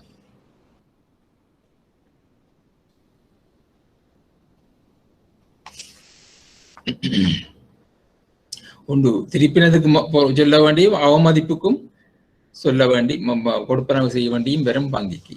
இப்போ இதுகள் வந்து வங்கி கூட்டு சம்பந்தமான செயல்முறைகளை பற்றி நாங்கள் பார்த்துருக்கிறோம். ரைட். அடுத்தது இந்த பேங்க் கஸ்டமர் ரிலேஷன்ஷிப்ல இன்னொன்று பேங்க் கஸ்டமர் ரிலேஷன்ஷிப் வந்து അതിൻ്റെ termination of bank customer relationship. வங்கியாளர் வாடிக்கையாளர் உறவின் முடிவு, termination of bank customer relationship. இதுல வந்து வேற வேற விடயங்கள் அனைவரும் வேற சப்ஜெக்ட்ல இது வர்றபடியா இந்த இதுல சிலபஸ்ல அவ்வளவு பெருசா நான் போட இல்லை. ஒன்று பரஸ்பர உடன்படிக்கையின் மூலம் முடித்தல், பை மியூச்சுவல் அக்ரிமெண்ட். அதாவது ரெண்டு பேரும் இந்த சூழ்நிலையில ரெண்டு தரப்பினரும் ஒப்புக்கொண்டு கணக்கை வந்து மூடுகிறார்கள். அது வந்து இந்த சூழ்நிலை மூடிக்கல கணக்கில் மீதமுள்ள வரவு நிலுவைகளை வங்கி வாடிக்கையாளருக்கு செலுத்தும், அல்லது ஏதாவது பற்று நிலுவை இருந்தால் அது வாடிக்கையாளர் வந்து செட்டில் பண்றது mutual agreement, by mutual agreement, பரஸ்பர உடன்படிக்கையில செட்டில் பண்றது. ஒரு தலைப்பட்ச செயலால் நிறுத்தப்படுதல், பை யூனிலேட்ரல் ஆக்டண்டா. இது உறவை முடிவுறுத்தும் செயல், போசிபிளி முடிவுறுத்தல். வாடிக்கையாளர் அல்லது வங்கி கணக்கை மூட முடிவு செய்யும் போது இது நிகழ்றது. ஒன்றில் வாடிக்கையாளர் வந்து மூடலாம், இல்ல வங்கி வந்து இந்த கணக்கை மூட முடிவு செய்யலாம். சில நேரம் வாடிக்கையாளருக்கு வந்து வங்கியோட பிடிக்காம போயிட்டா மூடலாம். ஒரு தலைப்பட்சமா இல்ல வாடிக்கையாளர் வந்து இடத்தை விட்டு இடம் மாறி போறார், அல்லது வீட்டு அங்கேயும் போறார், நாட்டை விட்டு போறார், அல்லது தேவையில்லைன்னு கேட்கல அதை மூடலாம். கணக்கை வந்து வங்கி மூடுறது வந்து ஒரு திருப்திகரமற்ற நடைமுறைப்படுத்தப்படுற வந்து வங்கி மூடும். வங்கி வாடிக்கையாளர் உண்மையில் கணக்கை மூடுவதான எழுத்துப்பூர்வமான அறிவித்தலை பெறுவது விவேகமானதாகும். கிடைக்கக்கூடிய நிலுவைத் தொகையை மட்டும் திரும்ப பெறவில்லை என்பதை உறுதிப்படுத்த வேண்டும். சில கஸ்டமர்ஸ் என்ன செய்யணும்னா, இப்போ உதாரணத்துக்கு அந்த இருக்கிற தொகையை மட்டும், உதாரணத்துக்கு ஒரு 5110 ரூபாய் இருக்குண்டா 5110 ரூபாய்க்கு சரியா செக் எடுத்து பேசாம வித்ட்ரா பண்ணி கொண்டு போயிட்டு அந்த கணக்குல 0 பேலன்ஸ் இருக்கும். அவர் வாடிக்கையாளர் நோக்கம் கணக்கை மூடுறது. ஆனா அதை வங்கிக்கு அறிவிக்காமல் அந்த தொகையை மட்டும் வித்ட்ரா பண்ணி கொண்டு போயிடுவார். இப்ப கணக்கு உண்மையில மூடுபடை இல்லை. மூட சொல்லி வங்கிக்கு அறிவிக்கவும் இல்லை வாடிக்கையாளர். ஆனா வாடிக்கையாளர் நோக்கம் இருந்தா மூடுவோம், ஆனா அறிவிக்க இல்லை. இதைத்தான் சொல்லும் வங்கிக்கு அவர் பெற வேணும், அறிவித்தல பெறணும். அப்படி வரையக்குள்ள பார்க்கணும், ரைட்? அப்படின்னா கணக்கை மூடுறீங்களாண்டா மூடுறத அவர் எழுத்துல வேண்டிக் கொள்ளணும். கணக்கை மூட சொல்லி எழுத்து உருமான அறிவித்தலை பெறுவது வியோகமானதாகும். அடுத்தது வங்கியால மூடப்படுவது. இது நாங்க முதலும் பார்த்திருக்கிறோம். வரவு நிலையான கணக்களை மூடிக்க வங்கி வாடிக்கையாளருக்கு மூடுவதற்கு நியாயமான அறிவிப்பு அல்லது கால அவகாசம் கொடுக்க வேணும். ரீசனபிள் டைம் பீரியட் பேங்க் கொடுக்கணும். அது முந்தைய வழக்கம் பார்த்துக்க National Westminster Bank versus Halesowen Presswork and Assembly 1972. நியாயமான கால வரையறையை தீர்மானிப்பது நடைமுறையில் சிரமமானது. அது கணக்கின் தன்மையை பொறுத்து தீர்மானிக்கப்பட வேண்டும். ஒன்று கணக்கு மூடைக்குள்ள நியாயமான ரீசனபிள் டைம் கொடுக்கணும்னு சொல்றாங்க. ரீசனபிள் பீரியட் கொடுக்கணும்னு சொன்னா அது டிபெண்ட் ஆன் த அக்கௌண்ட். அவற்ற பிசினஸ் டிரான்சாக்ஷன்ஸ் எல்லாம் பொறுத்து தான் அந்த பீரியட் தீர்மானிக்கணும். சும்மா 1 கிழமை 2 கிழமைன்னு சொல்றது வாயால சொல்லி அல்லது இடத்துல கொடுக்க இயலாது. அதுன்ற டிரான்சாக்ஷன் ஆக்டிவிட்டியை பொறுத்து பார்த்து தீர்மானிக்க வேண்டும். குறிய வழக்கு இது. பற்று நிலுவையை கொண்ட கணக்குகள் சாதாரணமாக வங்கிகள் பற்று நிலுவையை கொண்ட கணக்கை நேரம் மூடலாம் என்ற ஒரு கருத்து இருக்குது. இருந்தாலும் அதுலேயும் ஒரு ஒரு ஒரு ஒரு கான்செப்ட் இருக்குது. பற்று நிலுவையை மூடுறதா இருந்தாலும் வாடிக்கையாளருக்கு ஒரு நியாயமான அறிவிப்பு வழங்குறது தான் பொருந்தும் என்று சொல்லப்படுது. நியாயமான கால அறிவிப்பு இதுக்கும் பொருந்தும். ஏனென்றா அவர் ஒன்று மேலதிக பெற்ற சீர் செய்ய வேணும். இப்ப கடன் வசதிகள் இருந்து அதுக்கும் அவர் வேற ஒழுங்குகள் ஏதாவது செய்யணும். வேற பேங்க்லயோ எங்கேயோ அதுல ஒழுங்கு செய்யறதுக்கு ஒரு காலம் தேவைப்படும். அப்ப அதுகளை கருத்தில் கொள்ளணும். சில நேரத்துல அந்த கணக்குகள் சர்வீஸ் சார்ஜ் அல்லது பேங்க் சார்ஜஸால பற்றுல வந்து கொண்டு இருக்கும். அப்படியே நேரத்துல பேங்க் அவருக்கு அறிவிச்சு அவர் செய்யாட்டி மூடுறது வேற பிரச்சனை இல்லை. ஆனா வேற மற்ற நிலைமையில வங்கி இந்த நிலைமையை கருத்தில் கொள்ள வேண்டும். நீங்க அதை எலபரேட் பண்ணி சொல்லலாம். வாடிக்கையாளரின் மரணம் அடுத்த நிலைமை கணக்குகள், அதாவது termination of bank customer relationship. வாடிக்கையாளர் மரணம் அவருக்காக செயல்பட தனது வங்கியாளருக்கு வழங்கிய எந்த ஒரு அதிகாரத்தையும் நிறுத்துகிறது. அப்ப அந்த மெண்டேட்டை டெர்மினேட் பண்ணுது. அப்ப அந்த மெண்டேட்டை நிறுத்துதான் இருந்தால் வங்கியாளருக்கு கொடுக்கப்பட்ட அதிகாரம் நிறுத்தப்படுகிறது, அதோட முடியுது. மேலும் சட்டத்தின் செயல்பாட்டின் மூலம் இரு தரப்பினருக்கும் இடையிலான உறவை முடித்துக் கொள்ளும் விளைவை கொண்டிருக்கும். காசோலை செலுத்தும் வங்கியின் அதிகாரம் வாடிக்கையாளர் இறப்பு அறிவிப்பால் நிறுத்தப்படுகிறது. இது ஒரு நோட்டீஸ் ஆஃப் டெத் சொல்றது. அதாவது வங்கிக்கு வாடிக்கையாளர் இறந்து விட்டார் என்ற அறிவிப்பு கிடைத்த உடனே வங்கி கணக்குகளை நிறுத்த வேண்டும். இது ஒரு இன்ஃபர்மேஷன் கிடைக்குது, இவர் இறந்துட்டாருன்னு தெரிஞ்சுட்டா அதை நிறுத்த வேணும். ஒருத்தர் வங்கிக்கு எழுத்துல அவர் இறந்துட்டாருன்ற அறிவிப்பு மட்டும் பார்த்துட்டு இருக்கிற அறிவிப்பு கிடைக்கலாம். இது பத்திரிகை அறிவிப்பாயும் இருக்கலாம், அல்லது ஒரு மரண அறிவித்தல் நோட்டீஸோ இன்னோ அல்லது ஒரு இன்ஃபர்மேஷன் கிடைச்சா நிறுத்த வேண்டும். இது 1927ஆம் ஆண்டின் மாற்றுண்டியல் கள்ளச்சரி பிரிவு 75B தெளிவாக குறிப்பிடப்பட்டிருக்கிறது. வாடிக்கையாளர் இறப்பு மரண அறிவித்தல் அல்லது செய்தி பத்திரிகையில் பிரசுரிக்கப்பட்ட அறிவித்தல் போதுமானது. வாடிக்கையாளர் இறப்பு மரண அறிவித்தல் அல்லது செய்தி பத்திரிகை பிரசுரிக்கப்பட்ட அறிவித்தல் போதுமானதுன்னு சொல்லி. இப்போ வாடிக்கையாளர் மரணம் ஜாயிண்ட் அக்கவுண்ட்ல ஒரு கூட்டு கணக்கா இருந்தா ஒருவர் இறப்பின் அவர் வரைந்த காசோலை கொடுப்பனவு செய்யாது திருப்பப்பட வேண்டும். ஜாயிண்ட் அக்கவுண்ட் அறிக்கைக்கு ஒரு ஆள் வரைந்த காசு என்றால் அது பிரச்சனைகள் இருக்கு.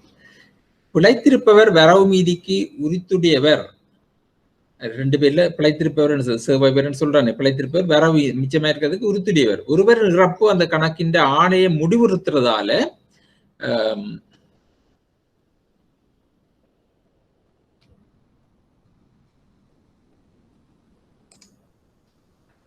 மெண்டேட், அந்த மெண்டேட் கொடுத்து ஒரு ஆள் இறந்துட்டால் அந்த அந்த கணக்கின் கொடுக்கப்பட்ட வங்கிக்கு கொடுக்கப்பட்ட அதிகாரம் நிறைவுறுத்தப்படுகிறது. 2 பேர் தான் இருந்த ஒரு ஆள் இறந்துட்டால் அப்ப அந்த கணக்கு நிறுத்தப்பட வேண்டும். ஒருவரின் இறப்பு கணக்கின் ஆணையை முடிவுறுத்துவதால் மேலதிக பெற்ற நிலையில் கணக்கு இருந்தால் இறந்தவரின் சொத்துக்களில் பொறுப்பை தீர்மானிப்பதற்காக கணக்கு தொடர அனுமதிக்கப்படுவதில்லை. ஓடியில இருக்கைக்கு ஸ்பெஷலி உடனடியாக நிறுத்த வேண்டும். ஏனென்றால் பிறகு இறந்தவிட்ட சொத்தில் ஏதாவது கூறுறதா இருந்தால் உடனடியாக கணக்கு நிறுத்தப்படவாட்டி மற்றவர் ஏதாவது ஓடியலை இன்னும் போய் செய்து கொண்டிருந்தால் இறந்தவிட்ட சொத்திலே அதை கூற முடியாது. இது ஜாயிண்ட் அக்கவுண்ட்.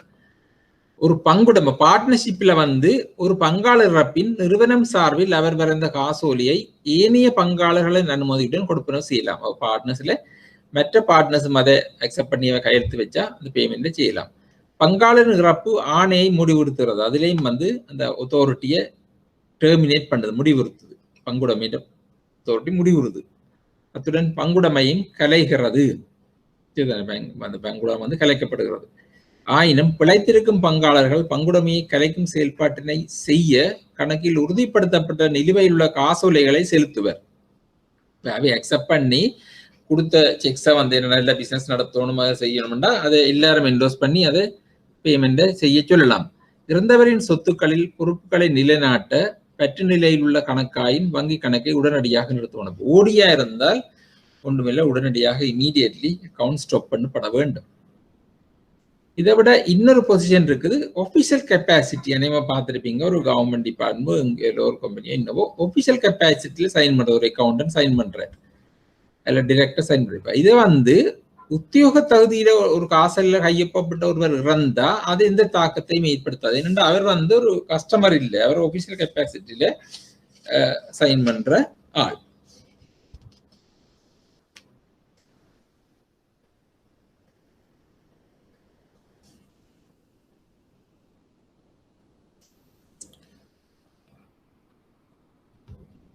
சித்த சுவாதீனமற்ற தன்மை, மென்டல் இன்கெப்பாசிட்டி. சரிதானே, அது நாங்கள் அன்றைக்கு கான்ட்ராக்ட்லையும் பார்த்த நாங்கள் மென்டல் சித்த சுவாதீனமற்ற தன்மை. வாடிக்கையாளர் சித்த சுவாதீனமற்ற தன்மை தானாகவே வங்கியாளர் வாடிக்கையாளர் உறவை நிறுத்துகிறது. இதுவும் ஒரு ஆளுக்கு மென்டல் இது சித்த சுவாதீனமற்று போயிட்டாருன்னு தெரிஞ்சா அந்த பேங்க் கஸ்டமர் ரிலேஷன்ஷிப் நிறுத்தப்படுகிறது. வங்கியாளர் வாடிக்கையாளர் பிறந்த காசோலைகளுக்கு கொடுப்பனவு செய்யக்கூடாது. இப்ப விரைஞ்சிருந்தாலும் அதை கொடுப்பனவு செய்ய நிறுத்துறதுதான் வங்கிக்கு பாதுகாப்பானது. வங்குரோத்து நிலை, வகையற்று போதல், நிறுவன கலைப்பு. வங்குரோத்து பேங்க்ரப்சி, வகையற்று போதல், இன்சால்வென்சி, வகையற்று போதல், நிறுவன கலைப்பு. நிறுவனத்தை கம்பெனி இப்ப கலைக்கிறது தான் லிக்விடேஷன். இவ்வாறான நிலையுள்ள வாடிக்கையாளரின் கணக்குகள் உடனடியாக நிறுத்தப்பட வேண்டும். இதில் பிரியாமிக் வரைக்குள்ள இப்ப பேங்க்ரப்சி என்று முந்தி சில படிப்பிச்சது, இப்ப சிலபஸ்ல இல்லை. இதில் வங்குரோத்து படிமுறைகள் 1, 2, 3 படிமுறைகள் எல்லாம் இருக்குது. அதை வங்கியாளர் அதை தெரிகிற முறைகள் இப்படி அவதானிக்கலாம்ன்றதை பற்றி எல்லாம் இருந்தது. இப்ப அந்த சிலபஸ்ல இல்லை, அப்படியே நாங்கள் போகவில்லை. ஆனா இப்படியானது அறிக்கைக்குள்ள வங்கி கணக்குகள் நிறுத்தப்பட வேண்டும் என்று சொல்லப்படுது. சரிதானே, இப்ப இதுதான் நாங்கள் பேங்க் கஸ்டமர் ரிலேஷன்ஷிப்ல பார்த்த முதலாவது. இதோட தொடர்பட்ட இன்னும் 2 சப்ஜெக்ட் இருக்குது, நாங்க பார்ப்போம். அதை ஏதாவது நீங்க கேட்கிறதா இருந்தால், இல்ல நீங்களா கேட்கிறதா இருந்தா கேட்கலாம். ஒன் வே கம்யூனிகேஷன் தானே போய்கொண்டிருக்கு. உங்களுக்கு அடிஷனலா ஏதாவது கேட்டா நான் அதுக்கு ஏற்ற மாதிரி ப்ரிப்பேர் பண்ணியும் செய்யலாம்.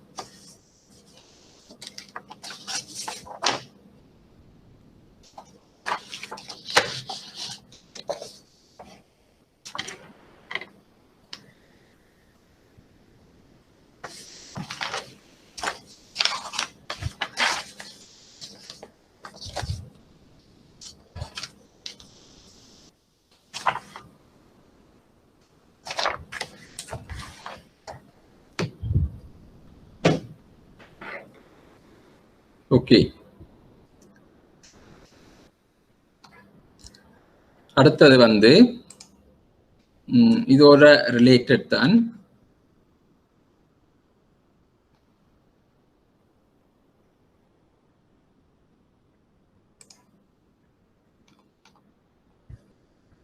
அபாண்டன் ப்ராப்பர்ட்டி என்ற சப்ஜெக்ட் இருக்குது. வங்கி சட்டத்தின் ஒரு சில பிரிவுகள்ல இது சொல்லப்பட்டிருக்குது.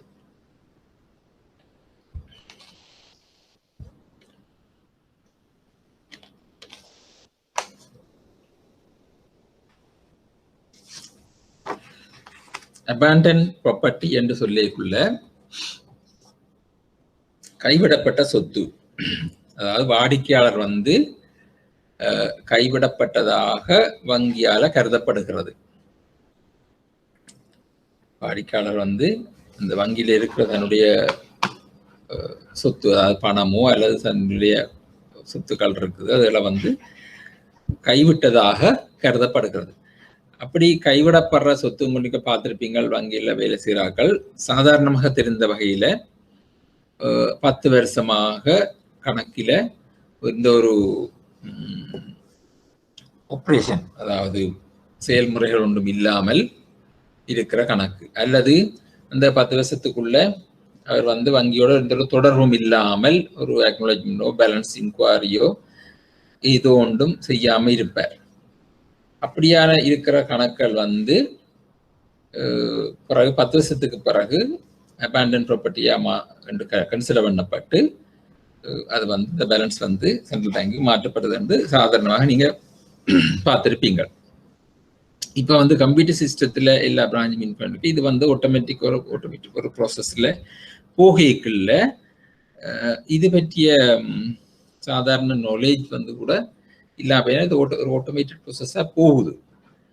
ஆனால் சாதாரணமா தெரிஞ்ச விடயம் இதுதான். ஆனால் இந்த எக்ஸாம் பர்பஸுக்கு வரைக்குள்ள படிக்க இது எந்த சட்டத்துக்கு கீழே இந்த பிரிவுக்கு கீழே இது செய்யப்படுது, என்ன சாதாரண நெச்சவாட்டுக்கு செய்யலாது தானே. இப்ப இதுக்குரிய சட்டம் என்ன, எந்த பிரிவு என்ன, அந்த ப்ரொசீஜர் என்னன்றது தெரிஞ்சிருக்க வேணும் வங்கியாளர் என்ற வகையில. இப்ப இது வந்து வங்கி சட்டம் 1988ஆம் ஆண்டு வங்கி சட்டம் பிரிவு 30ல தான் இது சொல்லப்பட்டிருக்குது. இது 2006ஆம் ஆண்டுல திருத்தப்பட்டிருக்குது. இப்ப நாங்க பார்ப்போம், இந்த ரிலவென்ட் செக்ஷன்ஸை மட்டும் பார்ப்போம். இதுல அந்த பிரிவுகள்ல என்ன சொல்லுதுன்னு சொல்லி. கைவிடப்பட்ட சொத்து, அபாண்டன் ப்ராப்பர்ட்டி.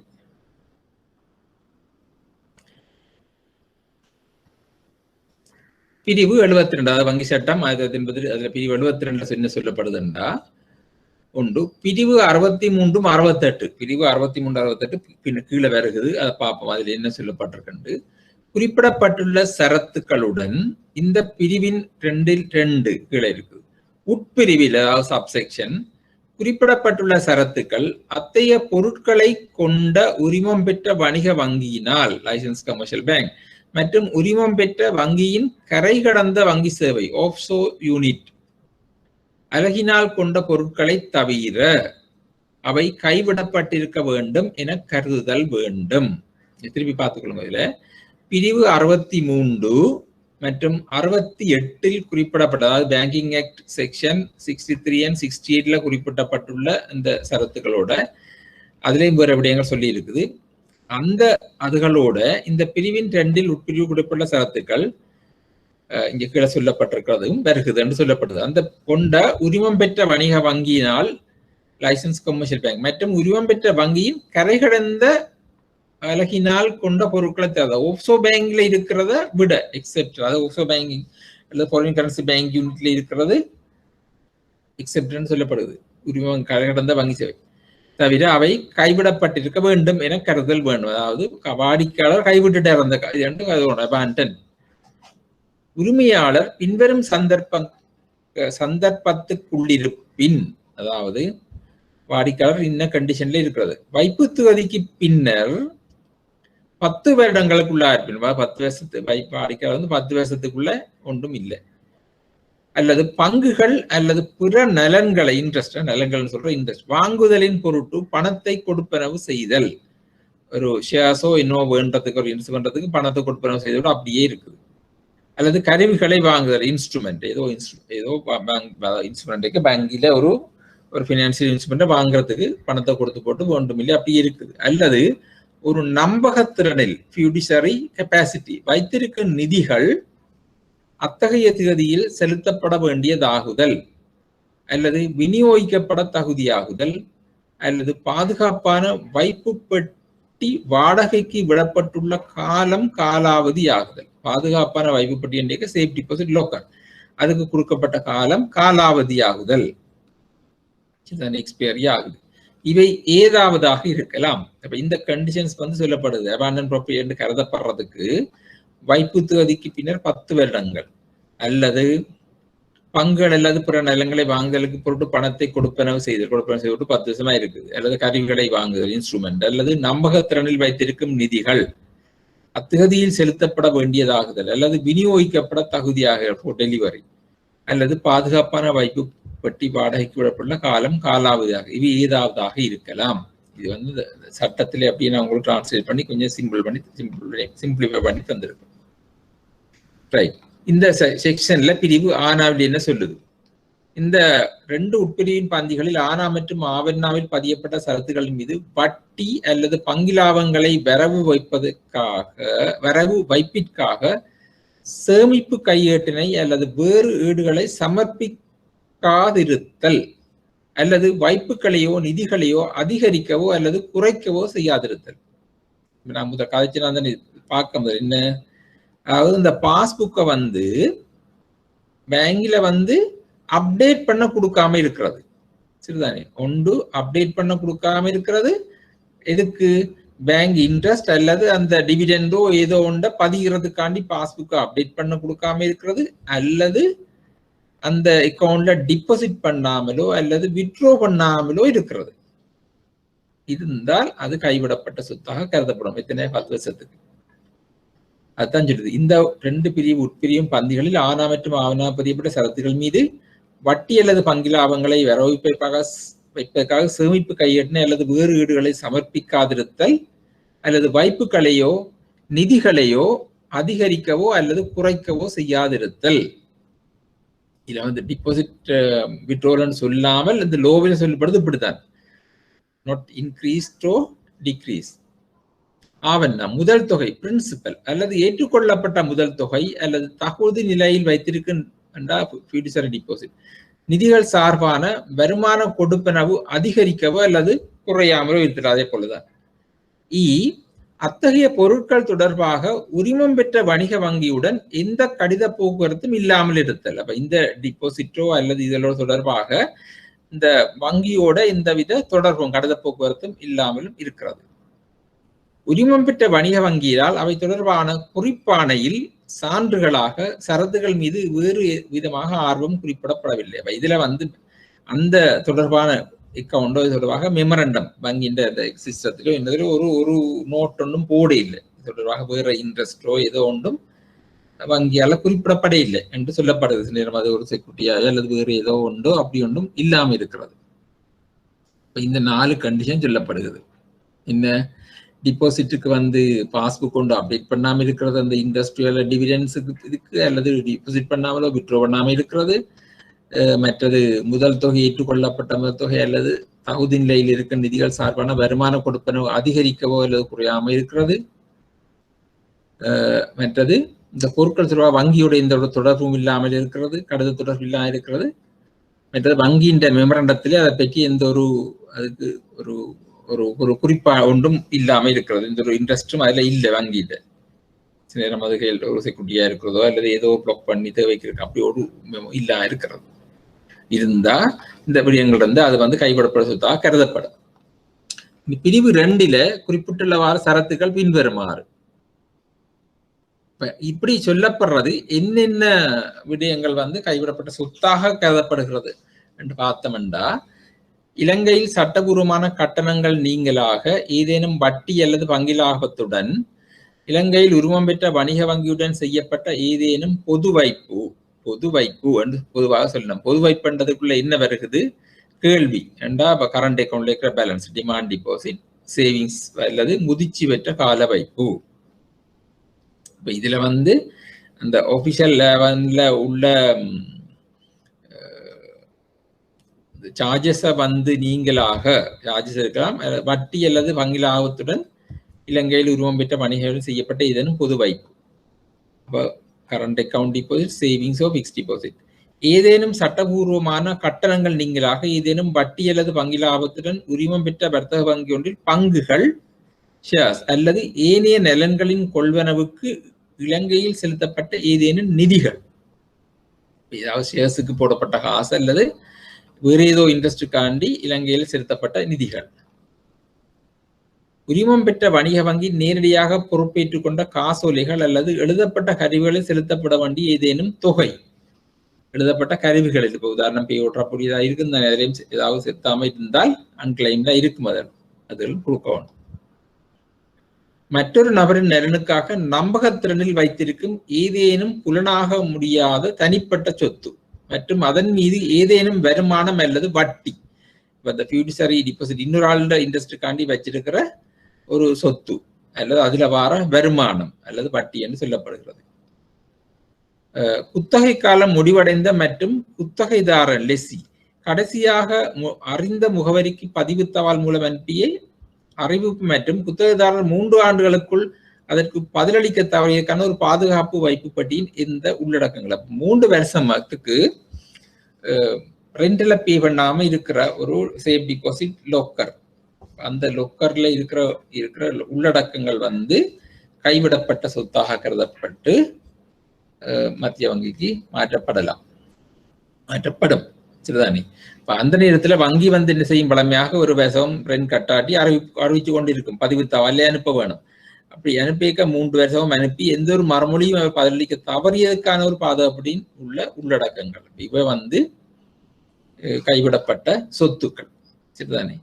முதல் கைவிடப்பட்ட சொத்துக்கள் இருக்கிற அந்த கேட்டகரி என்னென்னு பார்த்தது, இது கைவிடப்பட்ட சொத்துக்கள் என்னென்னு சொல்லி இப்ப பார்த்துக்கேன். டிபாசிட்ஸ், மற்ற இந்த ஷேர்ஸ், இன்வெஸ்ட்மெண்ட், இன்ட்ரெஸ்ட்ல உள்ளதுகள், மற்றது பேங்க்ல உள்ள இன்ஸ்ட்ருமெண்ட்ஸ் வந்து வருது, பேயோடஸ் மாதிரி வேற செக்ஸ் ஏதாவது அக்செப்ட் பண்ணி இருந்ததுகள், மற்ற இன்னொருக்காண்ட வச்சிருக்கிற நம்பிக்கையில வச்சிருக்கிற சொத்துக்கள் வருது, இன்டான்ஜிபிள் அசெட்ஸ். இதை விட சேஃப் டிபாசிட் லோக்கர்ல 3 வருஷமா ரெண்ட் கட்டாம வச்சிருக்கிற அதுல இருக்கிற உள்ளடக்கங்கள், லோக்கருக்கு என்ன இருக்குன்னு தெரியாது, ஆனா அதுல இருக்கிற உள்ளடக்கங்கள் இது வந்து கைவிடப்பட்டது. இனி 73 வங்கி சட்டம் 1988 பிரிவு 73. கைவிடப்பட்ட சொத்து ஒரு விசேட கணக்குக்கு மாற்றப்பட வேண்டும். இப்ப நீங்க பார்த்திருப்பீங்க, இப்ப போன கிழமையெல்லாம் வருது, பேங்க்கள் வந்து பேப்பர் எல்லாம் போடுது, கொஞ்சம் பித்திட்டு தானே பேப்பர்ல போடுது. இது ஒரு பேங்கிന്റെ பாத்திரம், இந்த பிராஞ்சில இத்தனை டிமாண்ட் டிபாசிட், இத்தனை சேவிங்ஸ் அக்கௌண்ட், இத்தனை பிக்ஸ்ட் டிபாசிட் வந்து இத்தனை நம்பர்ஸ் போடணும், இந்த என்னன்னு சொல்லி போடணும். சில இடங்கள்ல அக்கௌண்ட் நம்பரை போடணும், பேர் போடுறது இல்லை, ஒரு பேப்பர் அட்வர்டைஸ்மெண்ட்ஸ் போடுறது, இது அபாண்டன் ப்ராப்பர்ட்டியாக கன்சிடர் பண்ணப்படுதுன்னு சொல்லி போடணும். இந்த சட்டத்துல என்ன சொல்லுதுன்னு பார்த்தா 72ஆம் பிரிவில் குறிப்பிட்டுள்ளபடி கைவிடப்பட்ட ஆதனத்தை கொண்டுள்ள ஏதேனும் உரிமம் பெற்ற வணிக வங்கி நாணய சபையானது, அதாவது மானிட்டரிங் போர்ட், தீர்மானிக்கக்கூடிய வடிவத்தில் வைத்திருக்கும் பொருட்களின் தன்மையை குறிப்பிடக்கூடிய வடிவிலும் மற்றும் பணமாயின் பணத்தின் அளவு என நாணய சபைக்கு அறிக்கையிட வேண்டும். செக்ஷன் 72 மானிட்டரி போர்ட் வந்து டிசைட் பண்ணக்கூடிய அந்த அதுல அந்த அபாண்டன் ப்ராப்பர்ட்டியை என்ன செய்யறன்னு டிசைட் பண்ணக்கூடிய விதத்துல அந்த பொருட்களின் தன்மையை குறிப்பிட வடிவில வந்து பணம்ண்டா பணத்தின் அளவையும் வந்து சொல்லி நாணய சபைக்கு அறிக்கையிட வேண்டும். இதுதானே மற்ற இதில் என்றால் சொல்லுவோம், இண்டஸ்ட்ரியல் லோக்கருக்கு இருக்க சாமான்ண்டா என்ன சாமான் என்று அறிவிக்க வேணும். வேறு ஏதேனும் சட்டத்தில் எதுவாறு இருப்பினும் அறிக்கையில் குறிப்பிடப்பட்டுள்ள எல்லா பணங்களும் நாணய சபை உத்தரவிட்டால் உரிமம் பெற்ற வணிக வங்கியினால் மத்திய வங்கியின் விசேட கணக்குக்கு மாற்றப்பட வேணும். அப்ப ஒவ்வொரு வருடமும் வந்து மாற்றப்படும், நாணய சபை உத்தரவிடையில அந்த பணம் வந்து நேரடியாக மானிட்டரி போர்டுக்கு மாற்றப்படும். மேலும் அமைச்சருடனான ஆலோசித்ததன் பின்னர் நாணய சபையினால் தீர்மானிக்க கூடக்கூடிய அத்தகைய நோக்கங்களுக்காக நாணய சபையினால் அந்த நிதி பயன்படுத்தப்படலாம். அப்ப மினிஸ்டர் ரிலவெண்ட் மினிஸ்டர், இப்ப சென்ட்ரல் பேங்க் இந்த மினிஸ்டருக்குள்ள வருகுதோ அந்த மினிஸ்டரோட டிஸ்கஸ் பண்ணி மானிட்டரி போர்டு வந்து அந்த அபாண்டன் ப்ராப்பர்ட்டி இந்த மாற்றப்பட்ட பணத்தை வந்து இன்னத்துக்கு பாவிக்கலாம்னு சொல்லி அவர்களை வந்து பாவிப்பார். அது பினான்ஸ் மினிஸ்டரா இருக்கலாம், அல்லது வேற மினிஸ்ட்ரிக்கு அது போனால் அந்த மினிஸ்டரா இருக்கும். உட்பிரிவின் கீழ் வர முடியாத அறிக்கையில் உள்ள பொருட்கள் தொடர்பாக அமைச்சரினால் வகுத்துரைக்க வேண்டியவாறு அத்தகைய நடவடிக்கையாக நாணய சபையினால் அவருக்கு ஆலோசனை அனுப்ப வேண்டும். அப்ப பணம் என்று சொன்னா நேரடியாக இவ்வளவு கண்டுபிடிக்கலாம், தீர்மானிக்கலாம். ஆனா வேற பொருட்கள், இப்ப நகையோ இல்ல வேற பொருட்கள்னு சொன்னா அவ அமைச்சருக்கு அறிவிச்சு அவ என்ன செய்யணும் டிசைட் பண்ணணும், குறித்து ஸ்பெசிஃபை பண்ணணும். அதுக்காண்டி நாணய சபை வந்து அவருக்கு ஆலோசனைக்கு அவற்றை அட்வைஸை கேட்கறதுக்கு அனுப்பணும் சொல்லுது இந்த சட்டம். பிரிவு 3. பிரிவு 74 அறிவித்தல் வெளியிடுறத பற்றி சொல்லுது. இந்த கைவிடப்பட்ட சொத்து தொடர்பான அறிவித்தல் வெளியீடு வேண்டும் ஒரு சட்டத்தில் சொல்லப்படுது. 73ஆம் பிரிவின் 1ஆம் உட்பிரிவின் கீழ் கூறப்பட்ட அறிக்கை சமர்ப்பிக்கப்பட்டதிலிருந்து 30 நாட்களுக்குள், அதாவது மொன்ட்ரி போர்ட் கேட்குந்தானே அறிக்கை, இந்த சொன்னதின்படி என்னென்று இந்த 73ஆம் பிரிவுல சொல்லப்பட்டிருக்கு. இந்த இதுல மொனிட்டரி போர்ட் கேட்டு 30 நாட்களுக்குள் உரிமம் பெற்ற வணிக வங்கியானது சிங்களம், தமிழ் மற்றும் ஆங்கில நாளிதழ்களில் உரிமையாளரின் பெயர் மற்றும் சொத்து தொடர்பான விவரங்களை குறிப்பிட்டு அதன் உரிமையாளர் குறித்த விவரங்களை கொண்ட கடைசி தெரிந்த முகவரிக்கு பதிவு தபால் மூலம் ஒரு அறிவித்தல் அனுப்புதல் வேண்டும். இதுல வந்து பேப்பர்ல இத்தனை இருக்கண்டு போடின நம்பர்ஸை போடுவினம். அதே நேரத்துல குறிப்பிட்ட வாடிக்கையாளருக்கு கடிதம் அனுப்ப வேணும். அவற்றை லாஸ்ட் நோன் அட்ரஸுக்கு வந்து கடிதங்கள் அனுப்ப வேணும். இப்படி நீங்க இருக்கிறபடியா அதை வந்து வங்கியோட தொடர்பு கொள்ள சொல்லி வளமையாக வந்து செய்யணும். வங்கிய வாடிக்கையாளர் வந்து அதோட இல்ல தன்னுடைய பணம் சொல்லி ஒரு கன்ஃபர்மேஷன் லெட்டரோ ஏதோ அக்னாலேஜ் பண்ணிட்டு அது வந்து கைவிடுப்பு சொத்தாக கருதப்பட மாட்டாது. ஒன்று பேசாம இருந்தா கைவிடுப்பு சொத்தாக கருதப்படும். நாணய சபையானது உரிமளிக்கப்பட்ட வர்த்தக வங்கியானது நியாயமான காரணத்தை காட்டினால் அத்தகைய அறிவித்தல் அனுப்புவதிலிருந்து உரிமளிக்கப்பட்ட வர்த்தக வங்கி விலக்கு அளிக்கலாம். சரி, அந்த லெட்டர் அனுப்புறதுகள் பேப்பர்ல கேசட் பண்றதுக்கு ஏதாவது எக்ஸ்டென்ஷன் வந்து கேட்டு குறிப்பிடப்பட்ட கமர்ஷியல் பேங்க் வந்து வர்த்தக வங்கி ஏதாவது கேட்டால் அதை அக்செப்ட் பண்ணி மானிட்டரி போர்ட் பெர்மிஷன் கொடுத்தா அந்த எக்ஸெப்ஷன் வழங்கப்படும் அந்த பர்டிகுலர் வருடத்துக்கு. பிரிவு 75 மீள செலுத்துதல். அப்ப இந்த அபாண்டன் ப்ராப்பர்ட்டியில மத்திய வங்கிக்கு மாற்றினாலும் உரிமையாளர் வந்து கேட்க மத்திய வங்கி அந்த பணத்தை திருப்பி கொடுக்கும். அப்ப அதுக்கு அந்த பிரிவு 75 சொல்லுது என்னண்டு, தமது பெயரில் அல்லது எவரவிடம் இந்த உரிமை பெற்றாரோ, தமது பெயரில் அல்லது எவரவிடம் உரிமை பெற்றாரோ அந்த நபரின் பெயரில் உள்ள ஒரு கணக்கின் வரவு மீதி 73ஆம் பிரிவின், அதாவது முன்னும் சொல்லப்பட்ட பிரிவின் கீழ் மத்திய வங்கியின் சிறப்பு கணக்குக்கு மாற்றப்பட்டிருந்தால், அதாவது அபாண்டன் ப்ராப்பர்ட்டிஸ் மாற்றுக்கோட்டுக்கு மாற்றப்பட்டிருந்தால் அத்தகைய நியதிகள் நிபந்தனைகளுக்கு அல்லது கட்டுப்பாடுகளுக்கு உட்பட்டு, அந்த சேம் டேர்ம்ஸ் அண்ட் கண்டிஷனுக்கு உட்பட்டு அல்லது ஏதேனும் எழுதப்பட்ட சட்டத்தினால் அதன் கீழ் அத்தகைய பணம் செலுத்துவதற்கு உரிமையுள்ளதாக இருக்க வேண்டும் என்ற நாணய சபையின் திருப்திக்கு எவரேனும் ஒருவர் சான்று சமர்ப்பிக்கிற இடத்துல மத்திய வங்கியினாலே அந்த பணம் திருப்பி செலுத்தப்படும். அந்த வங்கியின் டேர்ம்ஸ் அண்ட் கண்டிஷனுக்கு உட்பட்டு அந்த பணம் தன்னுடைய பணம் தான் என்பதற்கு கேட்கலாம், இல்லது அவருடைய சட்ட அரசுகள் ஏதோ அப்படி அதான் மீன் பண்ண கேட்டு எல்லாம் உறுதிப்படுத்தப்பட்டா நாணய சபை வந்து அந்த பணத்தை திருப்பி கொடுக்கும். கொடுக்கைக்குள்ள அந்த பணம் செலுத்தப்படும் தேதி வரை அத்தகைய பணம் மத்திய வங்கியின் சிறப்பு கணக்கு மாற்றப்படுவதற்கு முன்னர் அத்தகைய தொகையின் வரவுக்கு அத்தகைய விகிதங்களும் நிபந்தனைகளும் பொருந்தக்கூடிய வட்டியுடன் சேர்ந்து மத்திய வங்கியால் செலுத்தப்படும். அது என்ன இன்ட்ரெஸ்ட்ல அந்த மாற்றப்படும் வரை என்ன வட்டி முதல் செலுத்தப்பட்டதோ வட்டி விகிதம் அதே விகிதத்துல கால்குலேட் பண்ணி அதுக்குரிய அந்த பேமெண்ட் செலுத்துற டேட் வரைக்கும் மத்திய வங்கியால செலுத்தப்படும் என்று சொல்லப்படுகிறது. சில பேர் பயப்பர் எடுத்துட்டா ஒன்றும் செய்யலாம், அப்படி என்றது இல்லை என்று சட்டத்துல வடிவாக விளக்கம் சொல்லப்பட்டிருக்கு. அது பிரிவு 75 மீள செலுத்தல். பிரிவு 76 இந்த வேலைகள் செய்யாட்டி என்ன நடக்கும். பிரிவு 76 சொல்லுது, கைவிடப்பட்டதாக அனுமானிக்கப்படும் சொத்துக்களை வழங்க தவறுதல் ஒரு குற்றமாகும். அப்ப கைவிடப்பட்ட சொத்துக்களை வழங்க தவறுதல் ஒரு குற்றமாகும். 74ஆம் பிரிவின்படி கைவிடப்பட்டதாக கருதப்படும் சொத்தை பதிவு செய்யவோ அல்லது செலுத்தவோ அல்லது கையளிக்கவோ தவறும் உரிமம் பெற்ற வணிக வங்கி இச்சட்டத்தின் கீழ் குற்றம் புரிந்ததாக கருதப்படும்.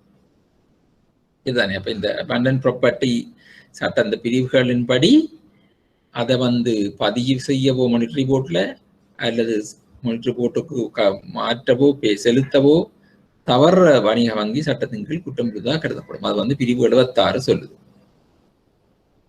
இப்ப இன்னும் 2 இதுல நாங்க பார்த்த முன்னுக்கு பிரிவு 61 பிரிவு 63 இருக்கு. அதை பார்ப்போம். 3 பிரிவு இருக்கு, 61, 68. 61 என்னென்றால் இந்த பேங்கிங் ஆக்ட்ல நாங்க தொட்ட தேவையானதை மட்டும் பார்த்த நாங்கள் நம்பகத்தன்மை செயல்பாடு உரிமம் ரத்து செய்யப்படும் செயல்பாடு. ஒரு லைசன்ஸ் கமர்ஷியல் பேங்குக்கு லைசன்ஸை கேன்சல் பண்ற நேரத்துல உரிமம் பெற்ற வணிக வங்கியால் நம்பகத்தன்மையில் செய்யப்பட்ட அனைத்து சொத்துக்களையும் அதன் உரிமையாளர்களுக்கு உறுதிப்படாத திருப்பி கொடுப்பதற்கு தேவையான நடவடிக்கைகளை மேற்கொள்வதன் மூலம் வங்கி மேற்பார்வை இயக்குனர் டைரக்டர் பேங்க் சூப்பர்விஷன் இறுதி விநியோகத்தை மேற்கொள்ள வேண்டும் மற்றும் அதன் நம்பகத்தன்மை கணக்குகளும் தீர்த்து முடிக்கப்படும். அதாவது ஒரு லைசன்ஸ் ஒரு கமர்ஷியல் பேங்க் கேன்சல் பண்ணக்குள்ள அந்த செயல்பாடு முடிவுக்கு வந்தவுடன் உரிமம் பெற்ற வணிக வங்கியால் நம்பகத்தன்மை தகமையில் செய்யப்பட்ட அனைத்து சொத்துக்களையும் அதன் உரிமையாளருக்கு ஒரு உறுதிப்பாடாக திருப்பி கொடுக்கிறதுக்கு தேவையான நடவடிக்கைகளை யார் மேற்கொள்ளணும்? டைரக்டர் ஆஃப் பேங்க் சூப்பர்விஷன் மேற்கொண்டு அதன் ஃபைனல் டிஸ்ட்ரிபியூஷனை முடிக்க வேணும் மற்றும் அதன் நம்பகத்தன்மை கணக்குகளும் தீர்த்து முடிக்கப்படும். அந்த ஃபியூச்சரி அக்கவுண்ட்ஸும் முடிக்கப்படும் என்று சொல்லி பிரிவு 61 சொல்லுது. பிரிவு 68 கோரப்படாத நிதி அன்கிளைம் ஃபண்ட்ஸ். அப்ப இந்த பிரிவு 61 சொல்லி கொடுக்க முடியாத ஃபண்ட்ஸ் இருக்குத்தானே. 61ஆம் பிரிவில் கூறப்பட்ட இறுதி விநியோகம் செய்யப்பட்டத பின்னர் உரிமை கோரப்படாத மீதியான நிதியங்கள் இந்த சட்டத்தின் கீழ் ஏனைய வகையங்களுக்கு உட்படாதவை நாணய சபையின் பணிப்புரையின் பேரில் மத்திய வங்கியின் விசேட கணக்குக்கு மாற்றப்படும். அப்ப அந்த கலைக்கப்பட்ட இந்த கேன்சல் பண்ணப்பட்ட அப்புறம் மிஞ்சி கோரப்படாமல் இருக்கிறதுகள் மாற்றப்படும். இங்க அபாண்டன் ப்ராப்பர்ட்டி ஆகப்படும். நாணய சபையானது அமைச்சுடன் கலந்தாலோசித்ததன் பின்னர் நாணய சபையினால் தீர்மானிக்கக்கூடிய அத்தகைய நோக்கங்களுக்காக அத்தகைய நிதிகளை பயன்படுத்த முடியும்.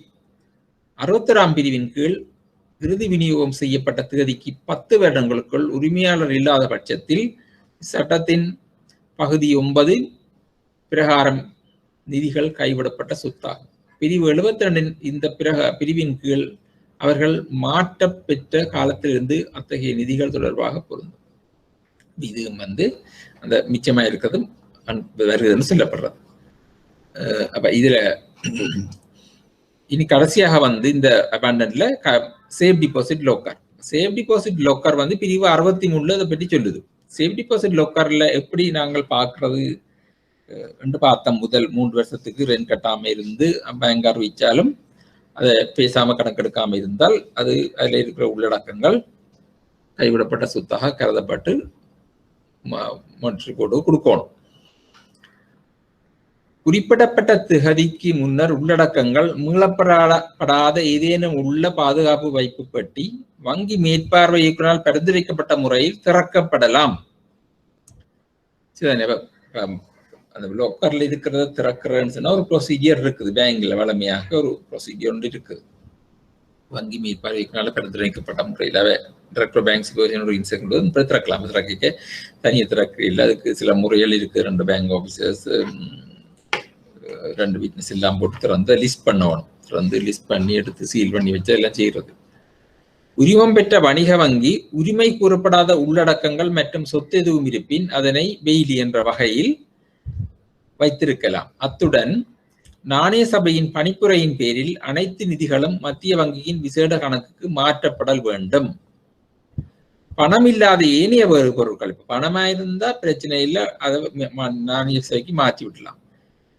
பணம் இல்லாத வேறு பொருட்கள் நாணய சபையின் பணிப்புரையின் பேரில் அதன் தீர்வு முறை மெத்தட் ஆஃப் டிஸ்போசல் பற்றி பணிப்புரைக்கு அமைச்சருக்கு ஆலோசனைக்கு சமர்ப்பிக்க வேண்டும். அதுக்குள்ள நகைகள் அல்லது வேறு பொருட்கள் இருந்தால் ஒரு ஸ்டோன் கல்கள், வைரக்கல் இப்படி அல்லது வேறு ஏதாவது பெருமதியான பொருட்கள் அதில் இருக்கலாம். அவ வேறு டாக்குமெண்ட்ஸும் இருக்கலாம் தானே. அதுகளை வந்து இந்த நாணய சபை என்ன செய்யும், அதை வந்து மினிஸ்டருக்கு அவர்கிட்ட இன்ஸ்ட்ரக்ஷனுக்கு அனுப்பும். அவருடைய டிசிஷன் என்ன செய்யறான்னு சொல்லி அவர்கிட்ட ஆலோசனைக்கு அனுப்பும். பத்தியாவில் குறிப்பிடப்பட்ட பணம் மற்றும் பந்திய ஆவணாவில் குறிப்பிடப்பட்டுள்ள பொருட்கள் பகுதி 9 ஏற்பாடுகள் நியதிக்கமைய கைவிடப்பட்ட சொத்தாக கருதப்படும். அதன் உரிமையாளருக்கு அத்தகைய பணம் அல்லது பொருட்கள் வைப்பு தேதியிலிருந்து 10 ஆண்டுகளுக்கு மேலான ஒரு காலத்தில் அக்கறை இல்லை. அதிலே அக்கறை இல்லை என்பது சான்றாகிறது. இப்ப இந்த செக்ஷன்ஸ் சொல்லுவது இப்ப 10 வருஷத்துக்கு இருக்கேக்க அதிலே அக்கறை இல்லையான்னு தெரியுது.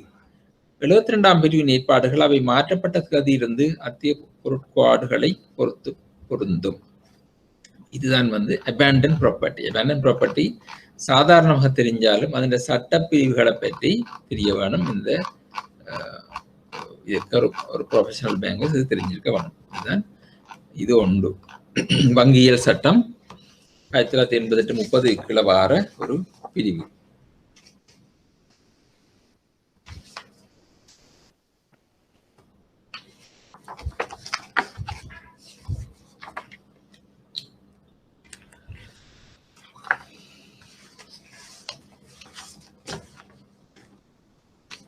இதோட ரிலேட்டட் இன்னொன்று வருகுது.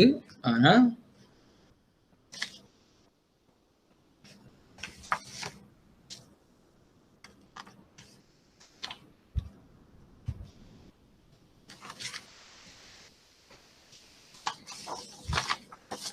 இதெல்லாம் அடிக்கடி அப்படி உங்களுக்கு கேள்விகள் வந்து கொண்டே இருக்கிறது. அதை பாப்பம் என்னண்டா,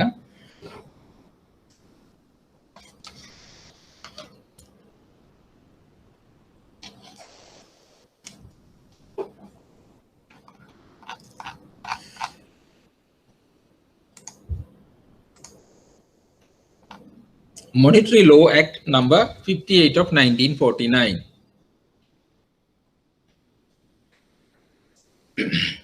இதுல சில தேவையான பிரிவுகளை மட்டும் எடுத்திருக்கிறேன். இதுல அடிக்கடியில கேள்வி கேட்கப்படுறது, அதாவது வங்கிகள் நிதி நிறுவனங்களை ஆடிட் பண்றதுக்கு அதிகாரம் வந்து எந்த சட்டத்துக்கு கீழே மத்திய வங்கியின் நாணய பிரிவுக்கு அதிகாரம் அளிக்கப்பட்டிருக்குது என்று சொல்லி அடிக்கடி வர்றது. இந்த சட்டத்துக்குள்ள கொடுக்கப்பட்டிருக்குது. இந்த monetary low act number 58 of 1949 அதிகாரம் அளிக்கப்பட்டிருக்கிறது. இது தவிர எங்கட இப்ப இந்த 1988 அதை பற்றி சொல்லி இருக்குது, கொடுக்கப்பட்டது என்னென்ன செய்ய வேணும்ன்றதுல சொல்லி இருக்குது.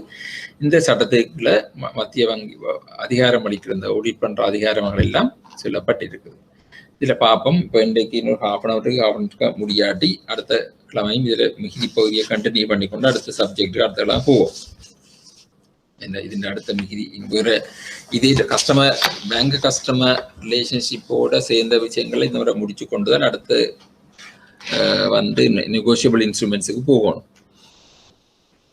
இது கொஞ்சம் சட்டத்தை டிரான்ஸ்லேட் பண்ணிக்க கொஞ்சம் இது மாதிரி இருக்கும். ஒரு 2-3 நீங்க வாசிச்சிங்களா பிரச்சனை இல்லை. இதுல சட்ட கோட்பாடுகள் நம்பர்கள் குறிப்பிடப்பட்டிருந்தாலும் அந்த சட்ட இலக்கங்கள் அதுகள் உங்களுக்கு ஞாபகம் இல்லாட்டியும் பரவாயில்லை, விஷயங்கள் ஞாபகத்துல வச்சு எழுதக்கூடியதா இருந்தா சரி, சிம்பிளா இருக்கும். அந்த இதை போடைக்க ஒரு ப்ரொஃபஷனல் இதை உங்களுக்கு செக்ஷன்ஸ் எல்லாம் போட்டு இருக்குது.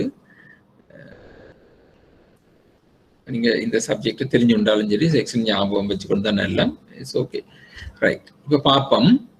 1949ஆம் ஆண்டின் 58ஆம் இலக்க நாணய சட்டம், மானிட்டரி ஆக்ட்.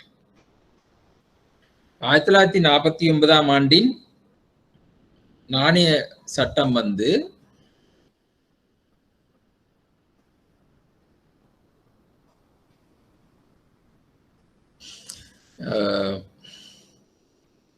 சட்டம் மூலம் இலங்கையின் நாணய முறைமையை ஸ்தாபித்தல் மற்றும் மத்திய வங்கியினால் முறைமையை நிர்வகிக்கவும் ஒழுங்குபடுத்தவும் அத்தகைய நிர்வாகம் மற்றும் ஒழுங்கு விதிகளின் நோக்கத்துக்கு தேவையான மத்திய வங்கியின் அதிகாரங்கள், தொழிற்பாடுகள் மற்றும் பொறுப்புகள் என்பவற்றை நாணய சபைக்கு வழங்கவும் திணிக்கவும் மத்திய வங்கியின் மற்றும் இணைக்கப்பட்ட விடயங்களுக்கு வகை செய்தலுக்கும் உருவாக்கப்பட்டது.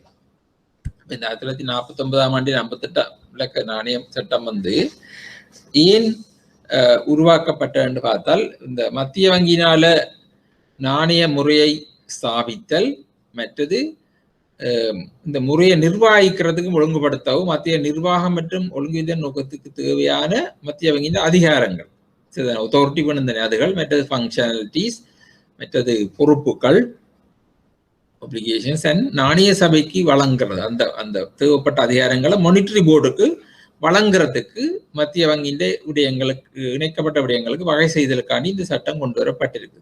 1949ஆம் ஆண்டின் 58ஆம் இலக்க நாணய சட்டம். இந்த சட்டம் அத்தியாயம் 422 ஜூன் 30ஆம் தேதி வரை இது அடெண்டம்ஸ் இருக்குது, அமெண்ட்மெண்ட்ஸ். அதில் இந்த ஜூன் 30ஆம் தேதி 2014 வரை திருத்தங்களை கொண்டு உள்ளடக்கப்பட்டதான் இந்த சட்டத்தை போட்டிருக்கோம். இதுல வங்கி மேற்பார்வை திணைக்களம், department of bank supervision, department of bank supervision section பியில வருகிறது, பிரிவு 28 உண்டு. இலங்கையில் உள்ள அனைத்து வங்கி நிறுவனங்களின் தொடர்ச்சியான மேற்பார்வை மற்றும் காலமுறை பரிசீலனை நோக்கங்களுக்காக பீரியோடிக்கல நோக்கங்களுக்காக மத்திய வங்கி மேற்பார்வை திணைக்களத்தை நிறுவி பராமரிக்க வேண்டும். அந்த சட்டத்துல சொல்லப்பட்டிருக்குது. இது 28 சொல்லுது. இலங்கையில் உள்ள அனைத்து வங்கி நிறுவனங்களின் தொடர்ச்சியான மேற்பார்வை, அதாவது கண்டினியூஸ் சூப்பர்வைசன் மற்றும் காலமுறை பீரியோடிக்கலி ஆடிட் பண்றதுக்கு நோக்கங்களுக்காக மத்திய வங்கி வங்கி மேற்பார்வை திணைக்களத்தை நிறுவி பராமரிக்க சொல்றது. 2 உட்பிரிவின் கீழ் தாவிக்கப்பட்ட திணைக்களத்தின் தலைவர் வங்கி மேற்பார்வை பணிப்பாளர், டைரக்டர் ஆஃப் பேங்க் சூப்பர்விஷன் என்று அழைக்கப்படுவார். டைரக்டர் ஆஃப் பேங்க் சூப்பர்விஷன் இந்த பிரிவின்படி நியமிக்கப்படுகிறார்.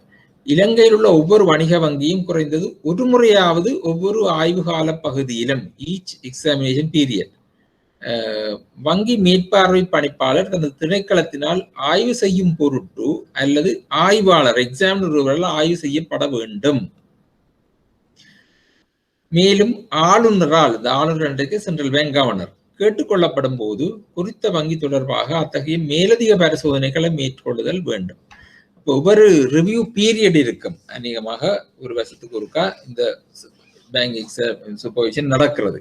இல்லை ஏதாவது பிரச்சனையா இருக்கும் என்ற பேங்குகள்ல அந்த வருஷத்துக்கு ஒருக்கா இல்லை அதுக்கு மேற்பட்ட தடவை நடக்கலாம். அது சென்ட்ரல் பேங்க் கவர்னர் கேட்டுக்கொண்டால் பேங்கிங் சூப்பர்விஷன் டிவிஷன் அதுக்கு மேற்பட்ட இதெல்லாம் செய்யும். அது ஒரு எக்ஸாமினரை அனுப்பி அல்லது அவர்களுடைய டிபார்ட்மெண்ட் செய்யும்னு சொல்லப்படுது.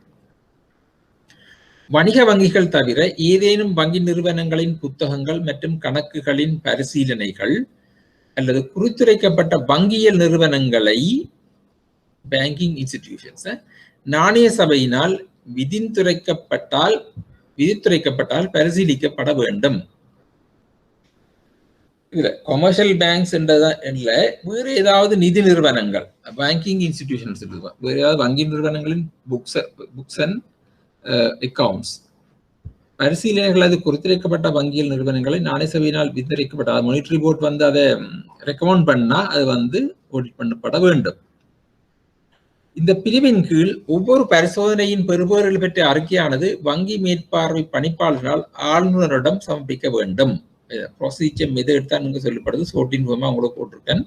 இப்போ இந்த இன்ஸ்பெக்ஷன் ரிப்போர்ட் அல்ல சூப்பர்வைசன் ஆடிட் ரிப்போர்ட் இதோட ரிசல்ட்ஸ் ஃபைனலி பேங்கிங் சூப்பர்விஷன் டைரக்டரால சென்ட்ரல் பேங்க் கவர்னருக்கு கொடுக்கப்பட வேண்டும் என்று சொல்லப்படுறது.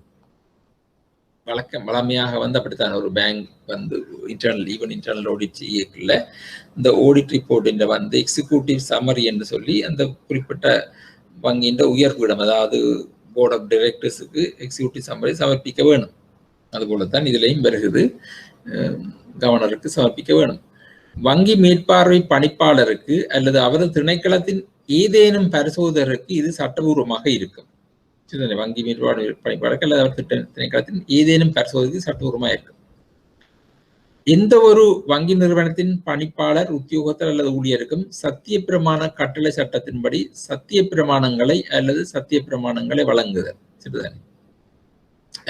இருக்கிறது. நிறுவனத்தின் அலுவலர்களின் உண்மை நிலையை உறுதி செய்யும் பொருட்டு பணிப்பாளர் அல்லது பரிசோதகர் பெற்றுக்கொள்ள வேண்டிய தகவல்களை வழங்குவதற்கு அத்தகைய ஏதேனும் பணிப்பாளர், உத்தியோகத்தர் அல்லது ஊழியர் தேவைப்படுத்தப்படுகிறார்கள். அப்ப இந்த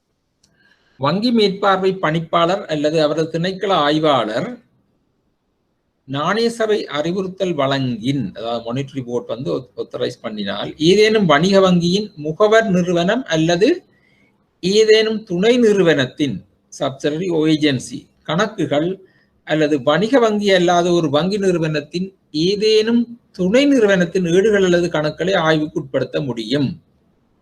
இதுல வந்து பேங்கிங் சூப்பர்விஷன் டிவிஷன் வந்து அவருக்கு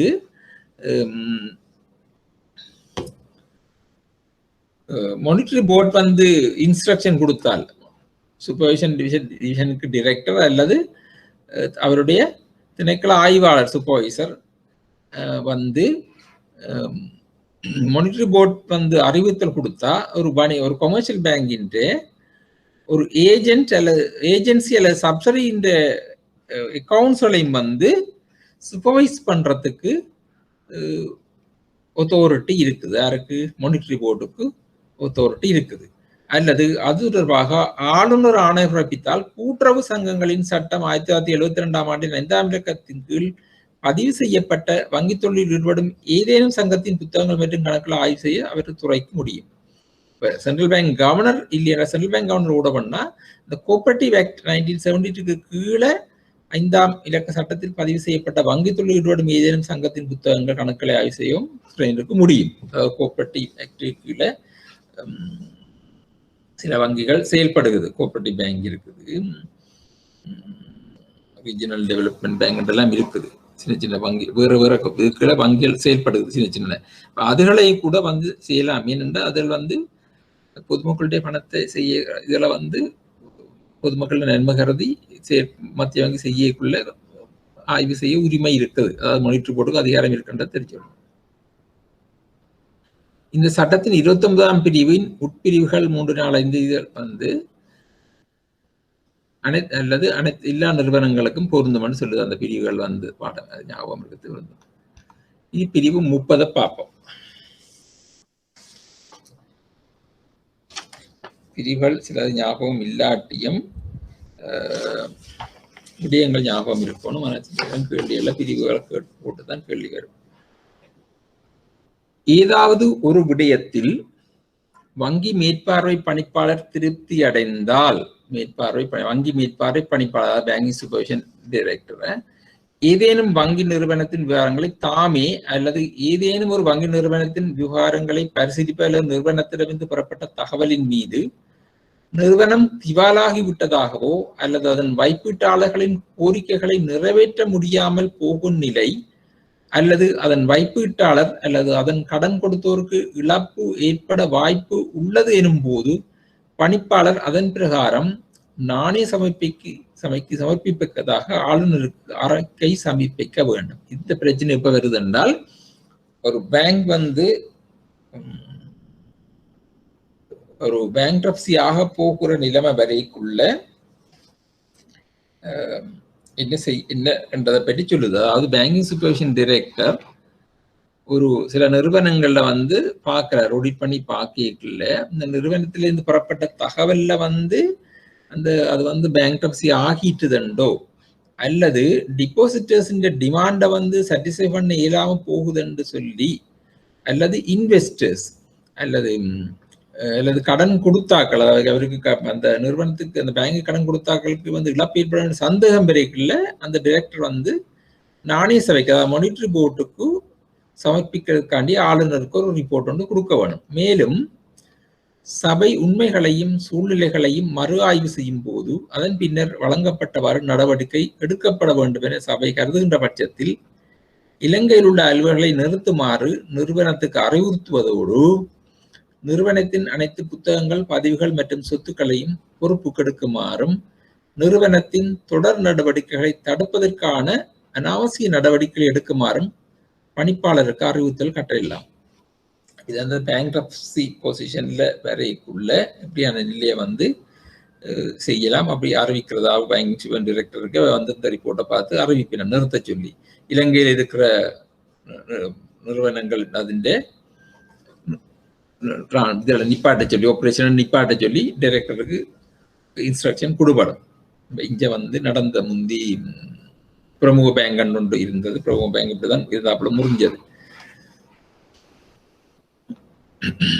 பேங்க் இதுல வந்து இந்த அதான் இந்த செக்ஷன் ஏதாவது கேள்வி கேட்டாலும் மட்டும் கணக்கு கொடுத்து நான் சாதாரணமாக வாசிச்சு தெரியும்டா. சரி, ஏதேனும் எழுதப்பட்ட அல்லது பிற சட்டத்தில் எதிர்பார்ப்பு இருப்பினும் ஏதேனும் ஒரு நீதிமன்றம் அல்லது உட்பிரிவு ஒன்றின் செய்யப்பட்ட ஏதேனும் ஒரு ஆணையை மறு ஆய்வு அல்லது திரும்ப பெறும் நோக்கத்துக்காக அல்லது ஏதேனும் இழப்பு அல்லது சேதம் அல்லது ஆணையின் காரணமாக ஏற்படும் இழப்பு அல்லது சேதாரம் தொடர்பாக எந்த ஒரு நடவடிக்கையும் அல்லது செயல்பாடு எதுவும் நீதிமன்றத்தில் ஏற்படுத்தக்கூடாது.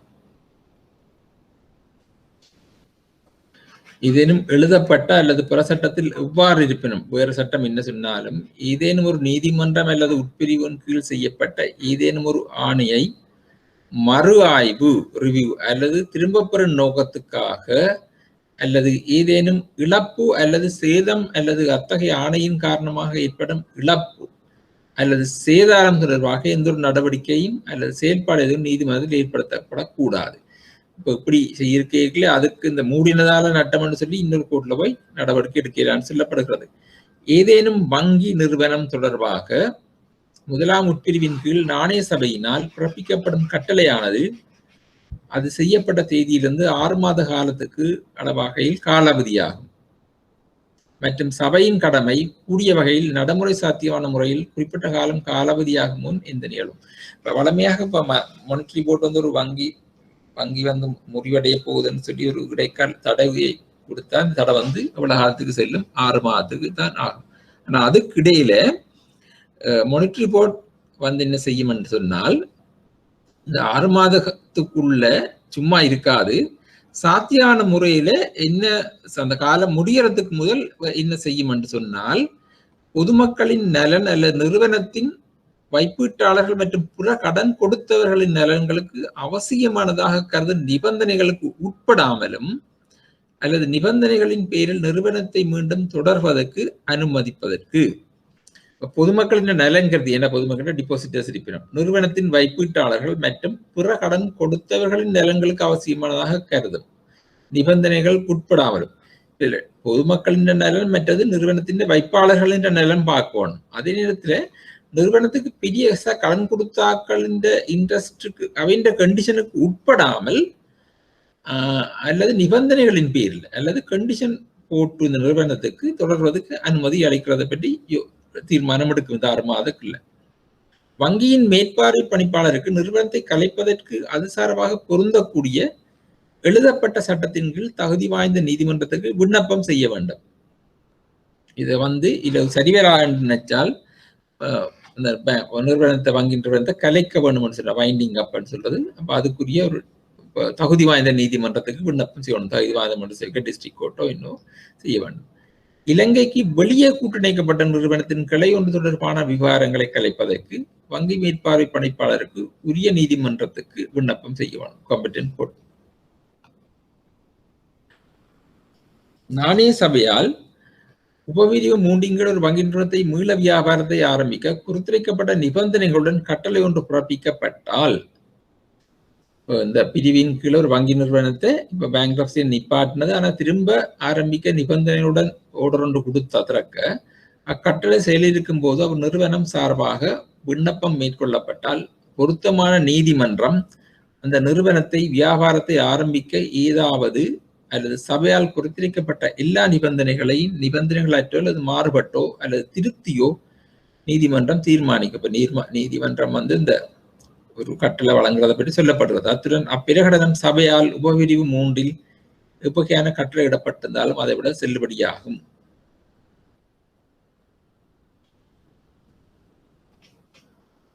சரிதான். இதை வாசிச்சுங்க. இதுல சாதாரணமாக தெரிஞ்ச காரணம் இல்ல வார கேள்விகளுக்கு உங்களுக்கு ஆன்சர் பண்ணக்கூடிய இருந்தா சரி. இந்த மாதிரி கேள்வி செட் பண்றது இந்த மாதிரி பேர் மட்டும் தெரியாது. ஏதேனும் வங்கியில் நிறுவனத்தை கலைப்பு செய்ய உபவிரிவு 3 வழங்கப்பட்டுள்ளவாறு பணிப்பாளரால் விண்ணப்பம் செய்யப்பட வேண்டிய சந்தர்ப்பத்தில் நிறுவனத்தை கலைக்க போற வங்கியை கலைக்க கொண்டிருக்க டைரக்டர் சூப்பர்விஷன் வந்து செய்யப்பட அப்ளிகேஷன் போற நேரத்துல எப்படி இருக்கும்? அதாவது கலைக்கிறதுக்கு செய்ய நீதிமன்றம் குறிப்பிட்டிருக்கக்கூடிய நிபந்தனைகள் ஏதேனும் இருந்தால் அத்தகைய நிபந்தனைகளுக்கு இணங்க நீதிமன்ற அதிகாரம் பெற்றாலன்றி நிறுவனம் விண்ணப்பம் தீர்மானிக்கப்படும் வரை வணிகத்தை நடத்தலாகாது. அதாவது நீதிமன்றம் குறிப்பிட்டிருக்கக்கூடிய நிபந்தனைகள் ஏதேனும் இருந்தால் அத்தகைய நிபந்தனைகளுக்கு இணங்க நீதிமன்ற அதிகாரம் பெற்ற ஆண்டு நிறுவனம் விண்ணப்பம் தீர்மானிக்கப்படும் வரை வணிகத்தை நடத்த இயலாதுன்னு சொல்லப்படுகிறது. அத்தகைய விசாரணைகளை பின் நீதிமன்றத்தின் கருத்துப்படி நிறுவனம் திவாலாக இல்லை என்று கருதினா பொது நிறுவனம் திவாலாகவில்லை என்று கருதும் போது நிறுவனம் பொதுமக்கள் நலன் அல்லது வைப்பாளர் மற்றும் புற கடன் வழங்குனர் கருதி நிபந்தனைகளற்றோ அல்லது நிபந்தனைகளுக்கு உட்பட்டு திரும்ப பிசினஸ் தொடங்குறதுக்கு ஒரு பிரகடனத்தை வெளியிடும். 6. இந்த பிரிவின் கீழ் தகுதி வாய்ந்த நீதிமன்றம் பிறப்பிக்கும் ஒவ்வொரு உத்தரவும் மேன்முறையீட்டு நீதிமன்றத்துக்கும் சிவில் நடவடிக்கைகளின் மேன்முறையீட்டுக்கான தொடர்பான சிவில் நடைமுறை சட்டத்தின் வகையங்கள் அத்தகைய மேன்முறையீட்டு விடயத்துக்கு உட்பட, அதாவது இந்த நீதிமன்ற கமிட்டன் கோர்ட்ஸ் வந்து சொல்றதுக்கு அப்பீல் பண்ணலாம்னு சொல்லப்படுகிறது. மேல் நீதிமன்றம் உயர் நீதிமன்றத்துக்கு போகலாம்.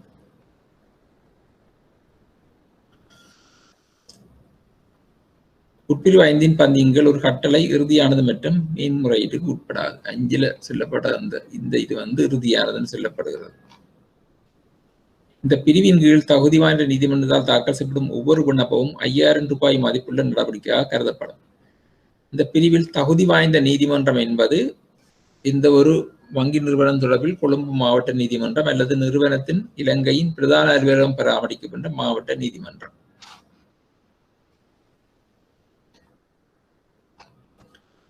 உபவிதிவின் ஒன்றின் கீழ் வங்கி நிறுவனத்தின் அலுவலகம் நிறைவேற்றப்பட்டிருக்கும் போது வங்கி மீட்பார்வையின் ஒரு வங்கி ஆபரேஷன் நிப்பாட்டி கேட்க டைரக்டர் என்ன செய்வார் என்றால், நாணய சபையானது அத்தகைய வங்கியின் வணிகத்தை மேற்கொள்ள தேவையான கருதக்கூடிய ஏதேனும் நடவடிக்கை அல்லது செயலை மேற்கொள்ளும்படி அத்தகைய வங்கி நிறுவனத்தை கூற வேணும். மொன்ட்ரி போர்டு சும்மா இருக்காது. அந்த நிறுவனத்தை பிசினஸை கண்டினியூ பண்ணக்கூடிய மாதிரி ஏதாவது ஒரு ஆக்ஷனை எடுக்க கேட்கும். அதே போல அந்த நிறுவனத்தை முறையாக பிசினஸை கொண்டு நடத்துறதுக்கு நிறுவனத்துக்கு ஆலோசனை வழங்க தகுதி மற்றும் பொருத்தமான நபரை நியமித்தல். அப்ப அந்த நிறுவனத்துக்கு ஒரு கன்சல்டனோ அல்லது இன்னொரு ஆலோசனை வழங்கக்கூடிய ஒரு ஆளை நியமிக்க சொல்லி கேட்கலாம். 2வது. 3வது, கட்டுப்பாட்டினை ஏற்று அத்தகைய வங்கி நிறுவனத்தின் வியாபாரத்தை கொண்டு நடத்தல் அல்லது வேறொருடம் ஒப்படைத்தல். வங்கி நிறுவனத்தின் வியாபாரத்தை நடத்தல். இதுல இந்த இம்போசிங் கண்ட்ரோலோட செய்து இந்த நிறுவனத்தை வங்கி அவர்களுக்கு நடத்த கஸ்டமர் இன்னொரு நிறுவனத்துக்கிட்ட ஒப்படைக்கிறது. இன்னொரு வியாபாரத்தில் இந்த மேனேஜ்மெண்ட்டை ஒப்படைக்கிறது. அதன் மூலதனத்தை அதிகரிப்பதன் மூலமும் புதிய பங்குதாரர்களுக்கு ஏற்பாடு செய்வதன் மூலமும் அதன் இயக்குநர் குழுவை மாற்றியதன் மூலமும் அத்தகைய வங்கி நிறுவனத்தை மறுசீரமைத்தல். அது பேங்க்ரப்சி லெவலில் இருக்கிறன்னு சொல்லி விட்டுட்டு இருக்காமல் அதை மீள எழுப்புறதுக்காண்டி அதன் கேபிட்டலை அதிகரிக்கிறது, புதிய பங்குதாரர்களுக்கு ஏற்பாடு செய்கிறது, மற்றது டைரக்டர் போர்டை மாற்றி அமைக்கிறது. இதன் மூலம் அந்த கம்பெனியை பேங்கை மறுசீரமைக்கிறது. அத்தகைய ஒருங்கிணைப்பு செய்யப்படும் அந்த வங்கியில் நிறுவனத்தை வேற ஏதேனும் வங்கி நிறுவனத்தினர் இணைக்க தேவையான ஏற்பாடு செய்தல். அப்படியும் இல்லை இதுன்னு சொன்னா இதோட இந்த கண்டிஷன்ஸோட இன்னொரு பேங்கோட அமல்கமேட் பண்ணலாம். அப்படி சில இதுகள் நடக்கிறது. சில வங்கிகள் செயல்படாமல் இருக்கு, இன்னொரு வங்கியோட அமல்கமேட் பண்ணி செய்யறது. இந்த இதில் கொஞ்சம் குழப்பமா இருந்தாலும் திருப்பி பார்த்து தேவையான விடங்களை எடுத்துக்கொள்ளுங்க. இதுல கேள்வி வந்தோன்றிருக்கு. இந்த செயல்பாடு என்ன செய்யலாம் என்று வரைக்குள்ள நீங்கள் பார்த்துக்கொள்ளணும். கொஞ்சம் இந்த இதுகள் ஞாபகம் இல்லாட்டியும் பெருவாயில்லை, செக்ஷன்ஸ்கள் ஞாபகம் இல்லாட்டியும் செயல்முறைகள் தெரிய வேணும்.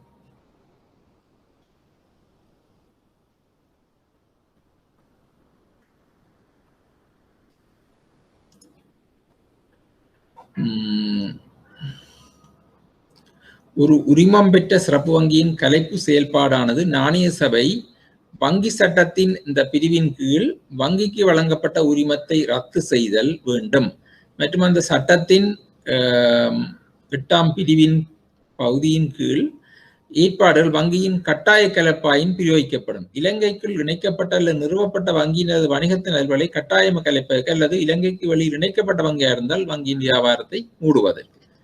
இலங்கைக்குள்ள இருந்தால் கலைக்கிறது, வெளியில இருந்தால் வெளியில ஒருங்கிணைக்கப்பட்டிருந்தா இன்கோஆபரேட்டட் அவுட்சைட் ஆஃப் கண்ட்ரி என்றா இந்த வியாபாரத்தை மூடுறதுக்கு. உரிமம் பெற்ற விசேட வங்கிகளின் வியாபாரத்தை மீண்டும் தொடங்குதல் வங்கி சட்டத்தின் 76 பிரிவின் கீழ் நாணய சபையானது அதற்கு வழங்கப்பட்ட அதிகாரங்களை பிரயோகிக்கலாம்.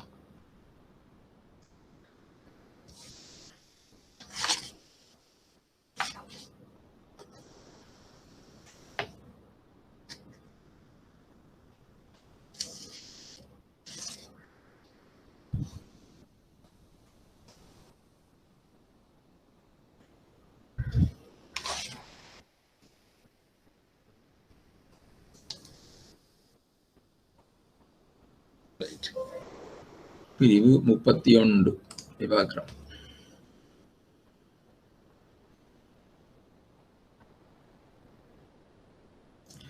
பிரிவு 30 உட்பிரிவு பொருந்தக்கூடிய உரிமம் பெற்ற லைசன்ஸ் கமர்ஷியல் பேங்க் இல்லாத வேறு ஏதேனும் வங்கி நிறுவனத்தை பொறுத்தவரையில் வங்கி மேற்பார்வை நியமனம் அத்தகைய நியமனத்துக்கு உட்பட்டு அத்தகைய நிறுவனத்துக்கு பொருந்தும் சட்டத்துக்கிணங்க அத்தகைய நிறுவனம் மீது விதிக்கப்படும் சட்டத்துக்கு உட்பட்டு ஒரு நபரை கலைப்பாளராக நியமிக்கணும். இப்ப வந்து 30 பிரிவு 10க்கு உட்பட்டுன்னு சொல்லப்படுது. சிறப்பு வங்கியாக இல்லாத வேற ஏதேனும் வங்கி நிறுவனத்தை பொறுத்து, அதாவது வேற அதர் பேங்கிங் இன்ஸ்டிடியூஷன் அதை ஒரு லிக்விடேட்டரை வந்து நியமிக்கிறத பற்றி இந்த பிரிவு இதுல சொல்லப்படுகிறது. ரைட்.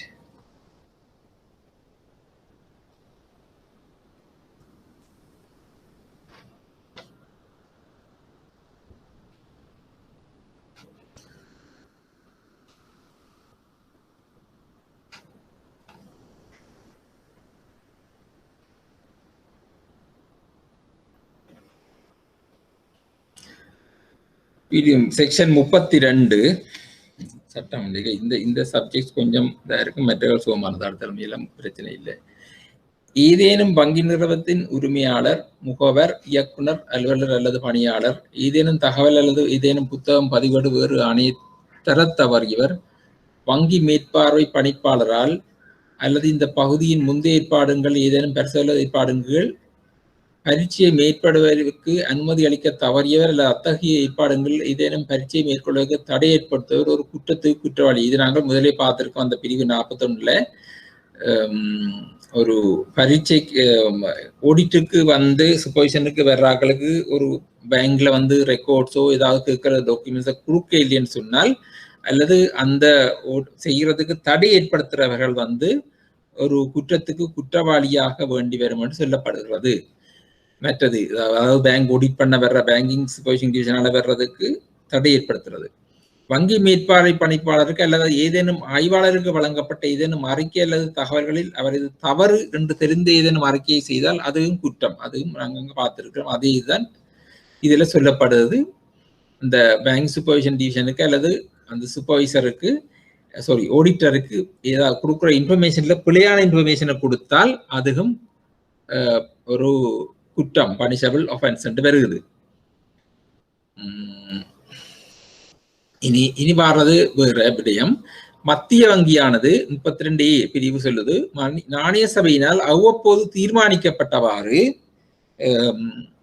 1972 5ஆம் இலக்க கூட்டுறவு சங்கங்களின் சட்டத்தின் கீழ் பதிவு செய்யப்பட்ட வங்கி நிறுவனம் மற்றும் சங்கங்கள் வைத்திருக்கும் வைப்பு காப்புறுதிக்கான ஒரு திட்டத்தை நிறுவலாம், பராமரிக்கலாம், நிர்வகிக்கலாம், கட்டுப்படுத்தலாம். இப்ப இது வந்து நாங்கள் அடுத்த பார்ப்போம். இவ்வளவு நேரமும் போனது மேல லிக்விடேஷன் அந்த மெத்தது சூப்பர்விஷனை பற்றி வருகிறது. இப்ப வந்து இந்த இன்சூரன்ஸ் டிபாசிட் இன்சூரன்ஸை பற்றி நாங்க பார்க்க போறோம். இதுல ஒரு கேள்வியில் பாரபடியா 32A இருந்து பார்ப்போம் அடுத்த கிழமை. சென்ட்ரல் பேங்க், அதாவது சென்ட்ரல் பேங்க் வந்து மானிட்டரி போர்ட்ல வந்து அவ்வப்போது தீர்மானிக்கப்பட்டவாறு 1972 5ஆம் இலக்க கூட்டுறவு சங்கங்களின் சட்டத்தின் கீழ் பதிவு செய்யப்பட்ட வங்கி நிறுவனம் மற்றும் சங்கங்கள் வைத்திருக்கும் வைப்பு காப்புறுதிக்கான டிபாசிட் இன்சூரன்ஸ் ஒரு திட்டத்தை நிறுவலாம், பராமரிக்கலாம், நிர்வகிக்கலாம், கட்டுப்படுத்தலாம் என்று வருகிறது. இதை அடுத்த கிழமை பார்ப்போம். இது கொஸ்டின்ஸ் வருது. ரைட், இதுல பார்ப்போம். இந்த இதுல வார விடயங்கள் அவ்வளவு கொஞ்சம் குழப்பம் சாதனை வாய்ச்சி கொண்டு செக்ஷன்ஸை வந்து ஞாபகம் இல்லாமல் விடயங்களை கொஞ்சம் பார்த்துக் கொள்ளுங்க. கலைக்கிற ஒரு பேங்கை வந்து கலைக்க வேண்டி ஏற்பட்டால் பேங்க்ரப்சி நிலைக்கு வந்தால் என்ன செய்யறதை பற்றி தான் இருக்கு. அந்த லோவை டிரான்ஸ்லேட் பண்ணபடியா கொஞ்சம் சட்ட வசனங்கள் வந்திருக்குது. இது நாங்கள் கொஞ்சம் இருக்குது இந்த இன்சூரன்ஸ் என்ன மாதிரி என்றதை பற்றி டிபாசிட் இன்சூரன்ஸ் மற்றும் அதுக்கு என்ன ப்ரீமியம் ரேட் பே பண்ணுறதை பற்றி அடுத்த கிழமை பார்த்துட்டு அடுத்ததுக்கு நாங்கள் போவோம். அடுத்த கிழமை